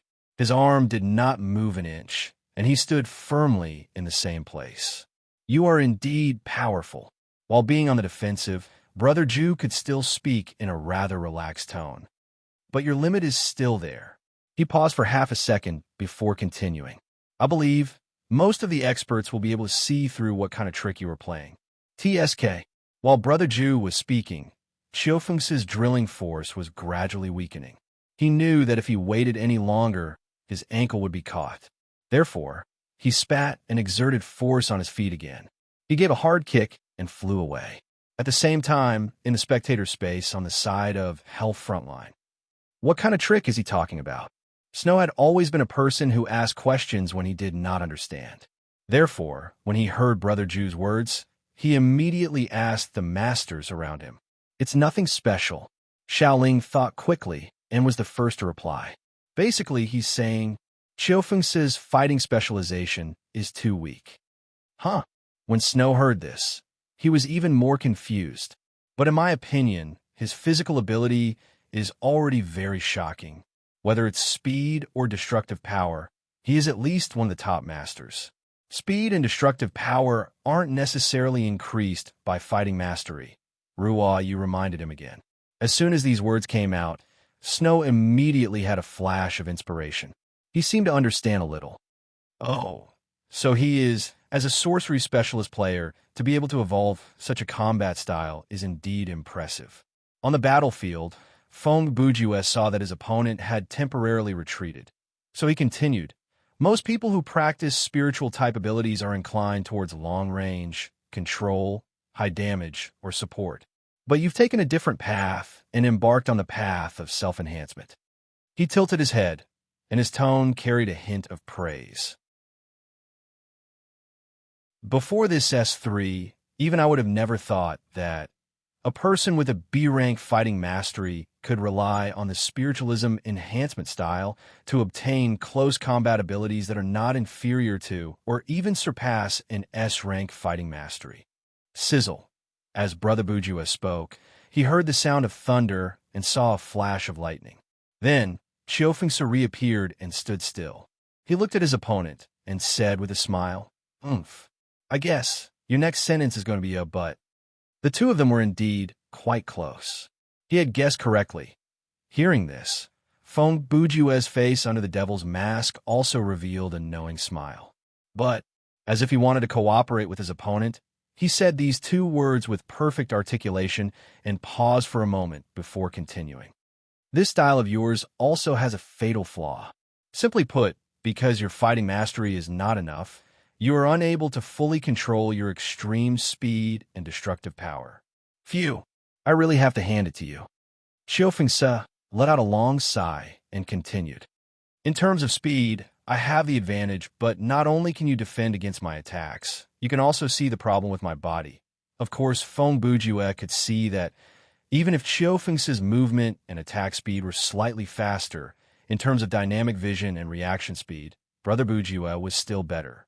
In a real fight, using zero-time difference calculation could easily close this gap. 2 seconds later, Feng Bujue added with a smile, "I guess you're going to say a but as well." Xiofengse shrugged and reached his hand into his inventory. But he mimicked Brother Ju's tone and paused for a second before replying, "I still have a trump card that I haven't used yet." Feng Bujue knew what his opponent was going to take. It was a consumable item, Lightning Orb. Name, Lightning Orb item type. Consumable quality, perfect special effect. After activating this item, all of the user's attack damage will be double for the next 3 minutes. Must use a lightning-related skill to activate this item. Remark, a crackling orb, also known as an electric balloon. When given to Pikachu, its attack power and special attack power will increase. But the player can only activate this effect through consumption. For Brother Ju, who could see through data, Xiofengse's trump card was no secret, but he did not reveal it. Instead, he said calmly, "Looks like you're going to take out some precious consumable item, right?" Xiofengse replied and held the lightning orb in his hand, ready to activate it at any time. "It is not a loss to use this kind of item on you." "Well said." Feng Bujue praised his opponent again. Xiofengse, who is both smart and brave. "It is because of your decisiveness, your flexibility, your calmness, and your intelligence that can push your combat power to the limit that I am very happy to personally come out and fight with you in this Vanguard battle." Xiofengse did not expect that Brother Ju, who was usually so talkative that people would want to fight him in real life, would actually give him face in this competition. Besides, he quickly realized that Feng Bujue's smart and brave had a deeper meaning. It was the title that Xiofengse held when they first met in climbing the tower. Although this title was not suitable for an environment like the tournament for the best, and he had not used it for a long time, this title was undoubtedly the one that fit Xiofengse's gaming style the best. I can't believe he still remembers that kind of thing. At this moment, Xiofengse could not help but sigh in his heart. He can use the most despicable method to mock his opponent, and he can also accurately assess his opponent's strengths and weaknesses. He despises and values and mocks and respects what an unpredictable guy. Thinking of this, he could not help but sigh softly. Perhaps this is what makes Feng Bujue different from the rest. Although he was lamenting, Xiofengse, who was calm and decisive, was not so easily swayed by Brother Ju's words. While he was lamenting, he immediately found a suspicious point in Brother Ju's words and asked, "Wait, for what you said, you knew from the beginning that I would fight in the Vanguard battle?" "Of course," Feng Bujue continued. "Not only did I know that you would fight first, I also knew that your lineup for the second round would be Matcha Cookie and Chao Si, and that you would have Unrequited Prophecy for the third round." When he said this, his tone was very confident. In fact, he was right. After studying the match between Mountain River and Heaven and Earth, Feng Bujue had basically grasped the abilities of the members of Mountain River. He was sure that Mountain River had arranged a 4-round lineup. They had placed the strongest solo player in the team, Unrequited Prophecy, in the first round to ensure that they would win the Vanguard battle. Then, they would send the more stable duo players, Ma Guanhua and Chao Si, for the second round. Then, they would send Qiu Fengse, who was only slightly weaker than Unrequited Prophecy, for the third round. Although such a lineup could not be said to be able to defeat their opponents, it should be more than 70% certain that they would win the match with a score of 2-1. In the end, they did indeed enter the fourth round with a score of 2-1. At this time, Mountain River's strategy was basically a success because the duo of Matcha Cookie and Chao Si was a combination that was enough to compete with Order and Gods. The match point was handed over to them, and it could be said that they had a 90% chance of winning. And now, when fighting against Hell Frontline, Qiu Fengse was even more extreme. He arranged a 3-round lineup, which was the lineup that Feng Bujue had mentioned. Of course, this lineup that seemed extreme was, in fact, the most reasonable. If Mountain River wanted to win against Hell Frontline, then sweeping the opponent in the first 3 rounds was their only way to win. When fighting against Heaven and Earth, they could drag it to the 4th round because the overall strength of both sides was not too different. But when fighting against Hell Frontline, a team that looked like there were at least 3 monsters on the surface, as long as they could not win within 3 rounds, they would definitely not win. Considering that Snow, a relatively weak guy, had a higher probability of appearing in the first 3 rounds, then it was reasonable for Mountain River to bet on the victory in the first 3 rounds. After listening to Brother Ju's prediction, Qiu Fengse's expression changed slightly. After praising me, you immediately reveal my entire lineup to show that you are a little better than me, right? Feng Bujue used a very cheap tone to reply. How can it be just a little better? It has to be a lump, okay? There was an unwritten rule among men. When speaking to acquaintances, they could be a little sarcastic. The more familiar they were, the more sarcastic it would be. Lump you beep. Qiu Fengse had to say this swear word. Even though his voice was muffled, the audience basically understood what he was trying to say. While he was cursing, Qiu Fengse had already made his move. His hands were like tiger claws, and he pushed them forward. Instantly, there was a turbulent flow of electricity that gathered and formed in front of him. The shadow of a dragon appeared, and the lightning flashed. With the release of the 60 million volt Thunder Dragon, the special effect of Electric Ball was also activated. Under the effect of the perfect grade consumable item, the power of this Thunder Dragon was doubled. Moreover, this kind of electric skill had an innate speed advantage. Even if Feng Bujue could react in advance, it was not easy to dodge. Humph! Unexpectedly, at the moment of meeting the attack, Brother Ju snorted and shouted, "It's still useless!"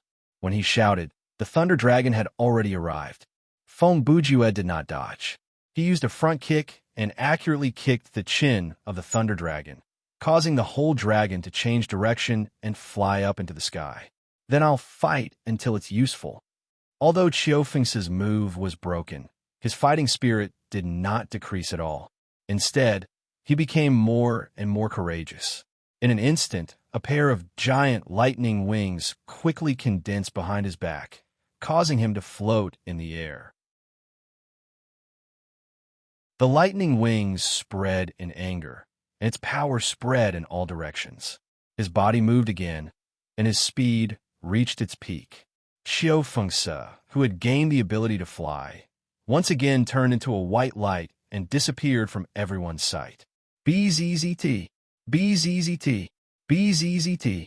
Then, the tearing sound of electricity appeared one after another around Feng Bujue, and the frequency of the sound was getting higher and higher, more and more urgent. Bang! Soon, Brother Ju's face, which was wearing the devil mask, was punched again. This time, even Feng Bujue was shocked. At that moment, Brother Ju thought to himself, The speed is so fast that the energy on the surface of my body can't react in time. This was not good news, because this meant that Feng Bujiue's advantage in energy was gone. The following attacks. If he could not react physically, then he would have to take damage as usual. On the other hand, Qiufengse had forced out all of his potential and ability. Under the premise of bearing a huge burden on his mind, he could temporarily control his lightning speed. However, this state could not last long, and the duration of Electric Pearl was limited, no matter how he thought about it. He had to decide the winner in these 3 minutes. Bees teeth, bees teeth, bees teeth, bees teeth. For a moment, the sound of electricity was as dense as the rain. Qiufengse's high-speed attacks were getting closer and closer to death. At this moment, he did not hold back at all. He only attacked fiercely and did not defend himself. He wanted to win quickly. As for Feng Bujue, he quickly implemented a very practical countermeasure. He covered his head with both hands, lowered his body, and took the attack head-on. Although this method did not look good, it was useful. The superposition of the 3 transformations was not only a huge amount of energy, but the basic attack and defense values were also amazing. Just God's Do Chi, armament hockey, alone increased his defense by a ridiculous amount, let alone 2 S-rank transformations of the same level. This guy, is he trying to exhaust me to death? Qiufengse thought to himself after attacking for a few seconds. He clearly transformed when he was in a critical state, and after he transformed, I was the one attacking while he was defending. But he still hasn't died yet. Putting aside the automatic recovery of his HP, his defense is ridiculously high. Thinking of this, Qiufengse knew that in order to defeat this opponent, he had to rely on explosive skills. Fortunately, he had already prepared for this. The Thunder Dragon just now actually had another move. At that moment, Feng Bujue also noticed something. Even in the situation where he was suppressed, he still maintained a keen sense of all kinds of energy changes within 100 meters. After a few seconds, Brother Ju suddenly took half a step back, opened his arms, and suddenly looked up. Could it be? Sure enough, in the sky above the battlefield, there was a change. The sky that had swallowed the lightning dragon earlier was now filled with dense clouds. Hidden lightning surged, wild energy accumulated, and a storm was about to come. You found out too late. Qiufengse was right. When Feng Bujue was holding his head to defend, Qiufengse had already finished preparing his ultimate move. Before he finished his words, Qiufengse's figure appeared again, and he spread his lightning wings and floated in the air. At the same time, a powerful lightning energy fell from the sky and penetrated his body. After a breath, a huge lightning shadow appeared around Qiufengse's body. His whole person seemed to have turned into a huge god, and he suddenly fell down. At this moment, the killing intent had arrived. The killing intent covered the setting sun, and wild lightning broke through the clouds. Lightning and Mad Demon, life and death in one move.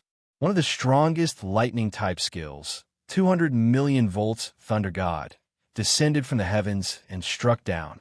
Feng Bujue, who had nowhere to hide, did not even have time to shave his head. It was obvious that he was about to lose. What should I do? In that extremely short period of time, Brother Ju's brain was thinking quickly. If I take this move head-on, I will definitely die. But if I want to dodge, his lightning speed is really too fast. Looking at his skill range and movement speed, I probably won't be able to dodge it with a move like Thunder and Body Enhancement spell. Peak might not be able to do it either. Originally, I could use Phase Shift to deal with it, but the triple transformation turned my body into a super high purity amalgamation of energy, and I can't squeeze into a parallel space. Maybe I should try a movable mountain? No, I don't have enough HP. Even if the defense provided by immovable mountain can reduce some of the damage, it's just a drop in the bucket. Then, should I just admit defeat? Anyway, I can rely on the others to win it back. No. I plan to show off from the start. If I lose in the end, it will be a bit. Moreover, everyone agreed to help Goddess Su win the championship. In the end, not only did I compete with this kind of attitude, I even went out of control. I'm afraid that my great and righteous image will be destroyed. A person who could talk nonsense to others without batting an eyelid was a skill. If a person could talk nonsense to himself without batting an eyelid, then he was a god. Fong Bujue was a person who even wanted to be cheap. At this critical moment of life and death, he was still able to ridicule himself in his heart. Moreover, while he was ridiculing himself, he really thought of a way. I'll fight you to the death. In the blink of an eye, Fong Bujue shouted loudly, and in the blink of an eye, Kismet was already in his hand. That's right, the way he came up with in a moment of desperation was to use Kismet to launch an item and forcefully fight with his opponent. According to Brother Jew's past experience, even if it was a perfect grade item, after it was launched by Kismet, it would still have enough power to affect a god-grade creature. Now that he was facing Qiu Feng's super powerful S-grade skill with double the damage, there was nothing wrong with using a legendary item. And the item he used was just _we.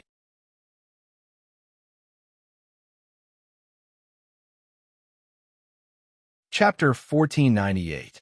In the midst of the explosion, Fong Bujuan. This was undoubtedly a narrow victory. The reason why Qiu Fengsa lost was that he died half a second earlier than Fong Bujue. Yes, not only did just _we kill Qiu Fengsa, it also blew up Brother Jew. In fact, not only did it kill 2 players, but it also destroyed the entire battlefield. The entire battlefield. The center of the explosion was the point where Qiu Fengsa's fist came into contact with just _we. As for the limit of the explosion, it was impossible to calculate. If it wasn't for the barrier at the edge of the battlefield, who knew how far the explosion of light would have spread? It was worth mentioning that this explosion revealed a piece of information that no one had discovered before: the shape of the battlefield. As the energy released by just _we destroyed everything, including the ground and the air, it continued to spread and fill up the entire space. In the period before the light energy dissipated, if the audience pulled their field of view to a very far place to observe or watch the video, they would be able to see a capsule-shaped, upright, luminous object in the dark void. This was the external outline of the battlefield. Of course, most people didn't care much about such details. The next day, the major media didn't mention this matter in their reports on the game. Entertainment media needed traffic. Without traffic, they didn't even have the right to talk with money. Instead of working hard to write a bunch of professional or technical articles that were stingy with details, it was better to write an eye-catching headline. Even if the content was meaningless, full of mistakes, or obvious signs of receiving money to make a statement, it didn't matter too much. As long as it could attract people to click on it, it would be a success. To sum up, the next day, the most popular report on the game was titled, "Abominable. Lunatic. Fong Bujue actually used a nuclear bomb in the face of an old friend's battle." Fong Bujue returned to the spectator space. He crossed his arms in front of his chest and smiled with a rather smug expression. He said to his teammates, "Did you see that? I won easily. Do you have any shame?" When Misson heard this, she immediately ridiculed. "You clearly threw out a tool to perish together with your opponent when you were on the brink of death and won by a fluke? Okay, that's right. He clearly had many ways to win, but he just had to show off his triple transformation. In the end, he almost lost." Ruoyu nodded in agreement. TSK. Fong Bujue was still as stubborn as a duck. "What do you know? These were all strategies." "Strategy? You will understand in the future." Obviously, none of the 6 people present believed his excuse of forcibly finding a reason to save face. Even Xiao Tan could only smile bitterly. However, what Fong Bujue said was actually true.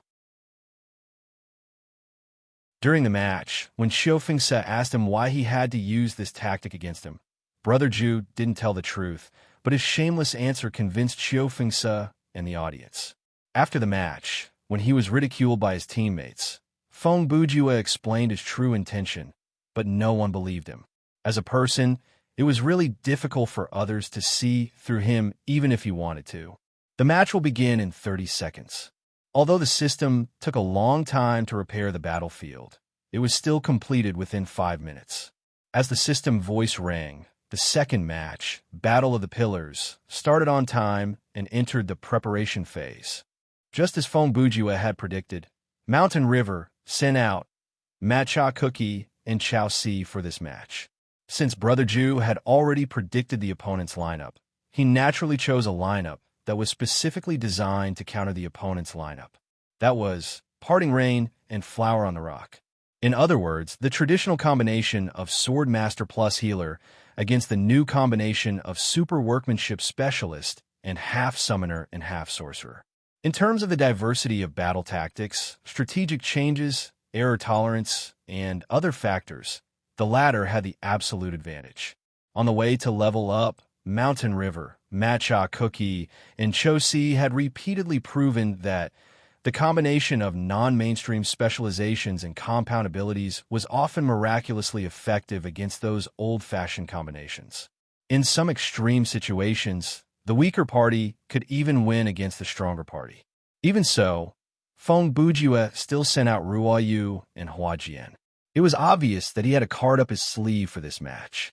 After 3 seconds of preparation time, Hua Jian, who was using Staff of Asclepius to cast a resurrection buff on Ruo Yu, looked at the two figures running away from the barrier and said calmly, "They ran away, ah? They ran away." Ruo Yu replied casually. Her expression was calm. Brother Ju had analyzed all the possible tactics that the opponent could use before the match, so the two of them were not nervous at all. Looking at this situation, should we use Plan C? Hua Jian asked a few seconds later. Phew! Ruo Yu let out a long sigh. She looked like she could not muster up any energy.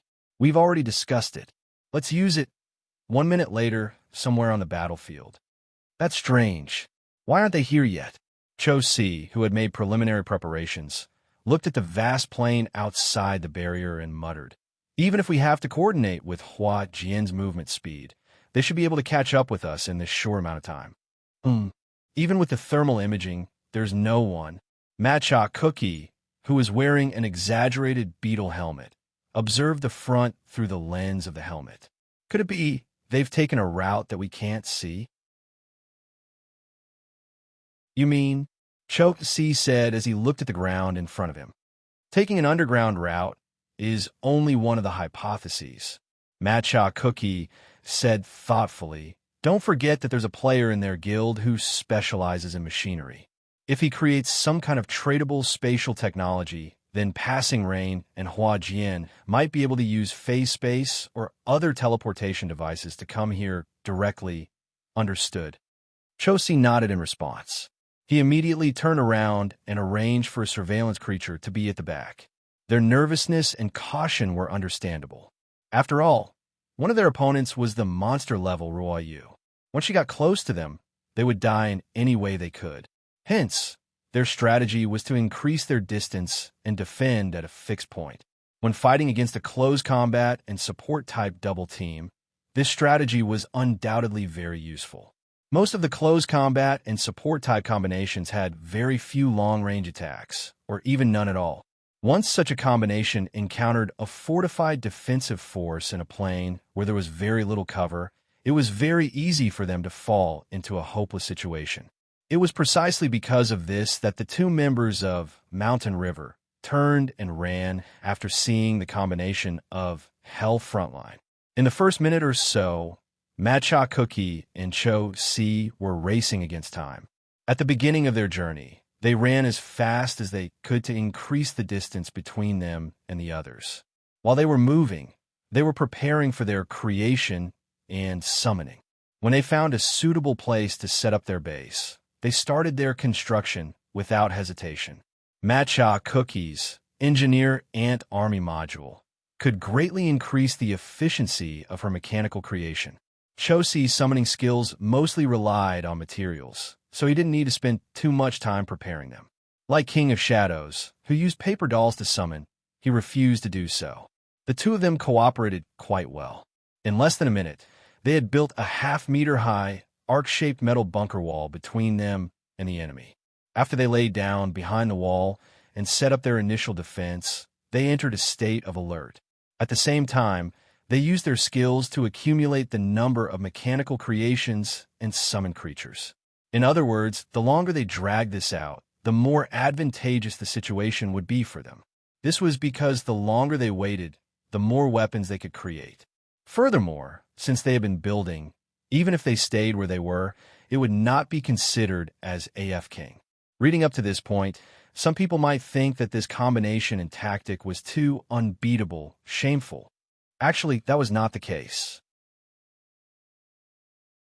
If he ran into an opponent who specialized in marksmanship or a player who had a skill like Dragon Break, this tactic was no different from waiting for death. Furthermore, if he ran into someone like Long Almine, who could raise his shield and charge at him, it would not work either. In fact, even with the combination of Ruo Yu and Hannah, it was not impossible for them to break this strategy. If the moment the barrier disappeared, Ruo Yu used her maximum speed to chase after the enemy, locate their location, and launch an ambush, then she would be able to take advantage of the moment when the enemy's firepower was at its weakest. However, at this stage, these are just hypotheses. 1 minute, 2 minutes, it was not until 5 minutes later that Ruo Yu appeared on the horizon. 5 minutes was a long time on the stage of the tournament for the best. It was so long that it could end a duel. With such ample time, Matcha Cookie and Cho Si were able to raise the defensive capabilities of this stronghold to an astounding level. Logically speaking, they should be able to heave a sigh of relief. However, when they saw Rainey appear alone, they started to have doubts. What's going on? After waiting for so long, he just swaggered into our field of vision, and only one person at that. Only one person is explainable. Perhaps they are wary of us using sniping to attack them from afar, so they let Hannah, who is weaker in physical skills, hide first. Matcha Cookie added, but these 5 minutes are very suspicious. What do they do during this time? That's right, what did they do? Actually, they did not do much. During this time, Ruo Yu and Hannah Jian combined some parts provided by Snow and added a few rare raw materials as catalysts to create a very powerful small explosive device, Compressed Retribution Bomb. Name: Compressed Retribution Bomb, Composite. Type: Consumable, Quality. Perfect special effect. Release the compressed, highly concentrated smiting force. After pulling the fuse, there is a delay of 0.3 seconds. The radius of damage is about 9 kilometers. This item cannot be stored in a backpack after it is created. Remark: a multiverse traveler from Cybertron, after exploring the world of worms, experimented with the military technology of the two universes and created a batch of extremely lethal weapons. The Compressed Retribution Bomb is one of them. By formatting the smiting force in the Holy Grenade and compressing it into a cubic space with a side length of less than or equal to 15 centimeters, the destructive power of this weapon will increase exponentially. The practicality of this thing was very poor. First, after it was made into a finished product, it could not be stored in a backpack, so it could only be made in the scenario world and could not be brought out. Second, the usage of this compressed retribution bomb was similar to a grenade. It required the user to pull the pin to detonate it, but its power was on the level of a nuclear bomb. In other words, the user would not be able to escape the range of the explosion. In a competition, it was hard to imagine that your opponent would give you 5 minutes to make this thing. Even if you did manage to make it, it was just a tool for mutual destruction. However, if you knew the opponent's strategy and what they were going to do, then you could use it without worry. At that moment, Hua Jian had already run 10 kilometers away. The reason she did not appear was simple. She wanted to escape the range of the explosion. Ruo Yu, on the other hand, was holding an item that would most likely kill her in an instant. With their resurrection buff, she was trying to get close to the two enemy team members. Wait, she is holding something with high energy. Matcha Cookie, who used the visual aid to observe the situation, saw that something was wrong. What is it? Technically speaking, Cho Si's question was nonsense. No matter what it is, I don't plan to let her get close to us with that thing. As Matcha Cookie spoke, the mechanical army that she had created surged forward. Some of them ran towards the target, while the others used various long-range firepower to suppress the enemy. Cho Si saw this and immediately ordered his summoned creatures to follow. He was very alert as he built a magical shield around himself and his teammates, just in case. However, Ruoyu, who was far away, saw the wave of attacks coming at her. She sighed softly and mumbled to herself, "There are so many people blocking my way. Why not go over?" The explosion range is measured in kilometers, so a few hundred meters is not that big of a deal. With that thought in mind, she pulled the pin. The next article was titled, Heroism, Desolation, Sacrificing for the Team. Ruo Li resolutely used a nuclear bomb. Based on the battle report, the entertainment media had their own principles. It mainly depended on who the main character of the report was.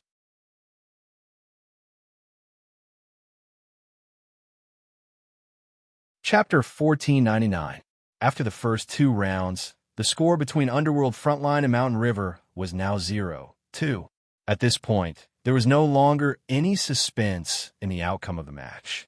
Considering that Su Huaishang and Laughing Soul had not been sent up yet, with Mountain River as 3 battle lineup, even if Hell Frontline sent out Snow in the 3rd battle and lost this general battle, Mountain River would still have to face a 10% chance of winning the next 2 battles. Moreover, this assumption was based on the existence of the last 2 rounds. In reality, Mountain River could not even win this general battle in front of them, let alone turn defeat into victory by winning 3 rounds in a row. Under such circumstances, Prophecy, who would be sent out for the 3rd round, was much more relaxed. After all, the team's momentum was gone. The next battle would be a battle for glory. If they won, the overall score would look better. If they lost, no one would blame them. It would just be the difference in skill. The match will begin in 30 seconds. After a short break, the system announcement announced that the players from both sides had entered the battlefield.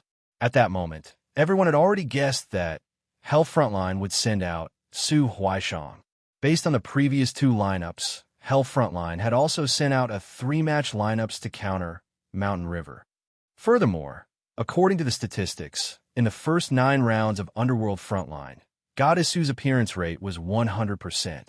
In other words, Feng Bujue had arranged for her to fight in the first 3 rounds every time. Of course, Brother Ju had his reasons for doing this. Other than the need for a lineup, this arrangement was also a way of taking care of Su Huaishang. Even though Goddess Su was a superstar who could maintain her popularity even without signing with a gaming studio, if she lost all her official resources, her exposure rate would definitely drop. As a professional player who was at the peak of her career, this was not a good thing. Feng Bujue was well aware of this.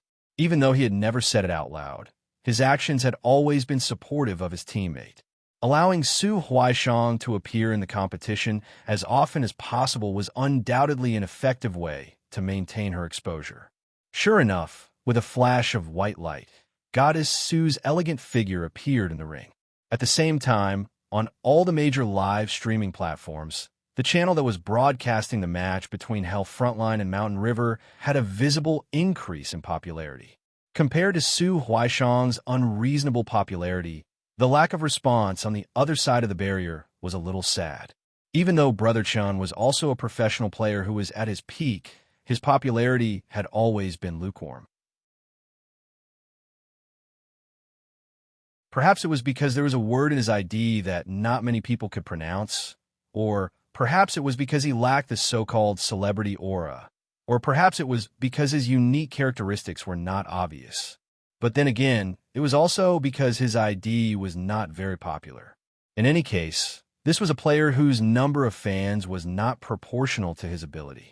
In the industry of professional players, there were many players like Brother Chun. They were stuck at the threshold of the top and could not get over it. In the top, they might not even be as good as those who were lower than them, but had more gimmick. They might be able to get into the first line of the team in a team game, but they would never be the focus of the team or the selling point of the team. Most of them would be able to get some team glory in their prime, but in terms of individual glory, they might not be able to get anything. The career of these players was usually very stable. There were no big ups and downs. Overall, it was a gentle slope. But after they got over this slope, their future would often be worrying. The saying, personality determines one's destiny, was obviously applicable in the gaming industry as well.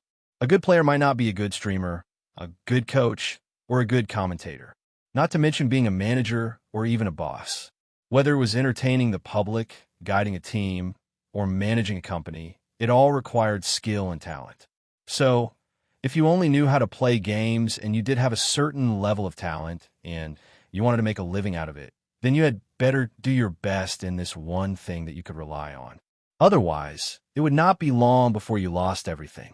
Just like the countless mediocre top players who were dragged down by their talent and personality, they would slowly fade out of the public eye and never be mentioned again. Of course, it was not impossible for them to lose their mediocre halo. There were still opportunities. It was just a matter of whether or not one could grasp them. Right now, what was placed in front of Chen Wuxiang was an opportunity. For a player like him, what could he rely on to achieve a breakthrough in his career? There were only two shortcuts. One was to win an individual competition. Two was to win an unexpected victory against a superstar player. At this moment, he was in the most watched competition, on a stage where thousands of people were watching. He was up against the top and most popular player in the gaming industry. There was probably no one.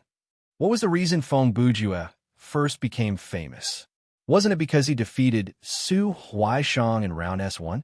As long as Brother Chen won this match, regardless of whether Mountain River was eliminated in the end, he would definitely be on the headlines tomorrow. Plus, this champion battle did not affect the overall situation, so there was no external pressure. Things like legendary consumables and secret trump cards to be used in the later rounds. In this kind of situation where his team was on the verge of elimination, he could use them whenever he wanted. Considering all of these factors, as well as prophetic prowess's own combat strength. In terms of combat strength, he was above Autumn Wind Sei. Most of the experts felt that he had a good chance of winning this match. Comparatively speaking, Su Huaishang, who still had a way out in terms of the score and needed to think about the later rounds, was at a disadvantage in terms of mentality and momentum. 5, 4.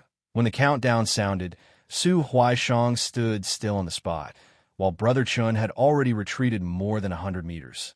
There was nothing to criticize about his reaction. Ever since Goddess Su showed off her instant kill in the first round, no one dared to stare at her through the barrier at the start of the match. Phew, I need to calm down. At this moment, Brother Chun took a deep breath and said in his heart, "We are both level 60 and have the same S-level fighting mastery. She hasn't received any support from the studio for almost half a year already. My equipment and skill might be stronger than hers. There is no reason for me to be afraid of her." 3, 2. No matter the result, at least I have to fight a match that is no less exciting than Autumn Wind versus Feng Bujue. If I win during the post-match interview, I will use. When was your most glorious moment? If it's me, it's now. Fight! You're tuning in to the Warrior Lore YouTube channel. Don't forget to subscribe and join us on this journey to catch the most captivating stories.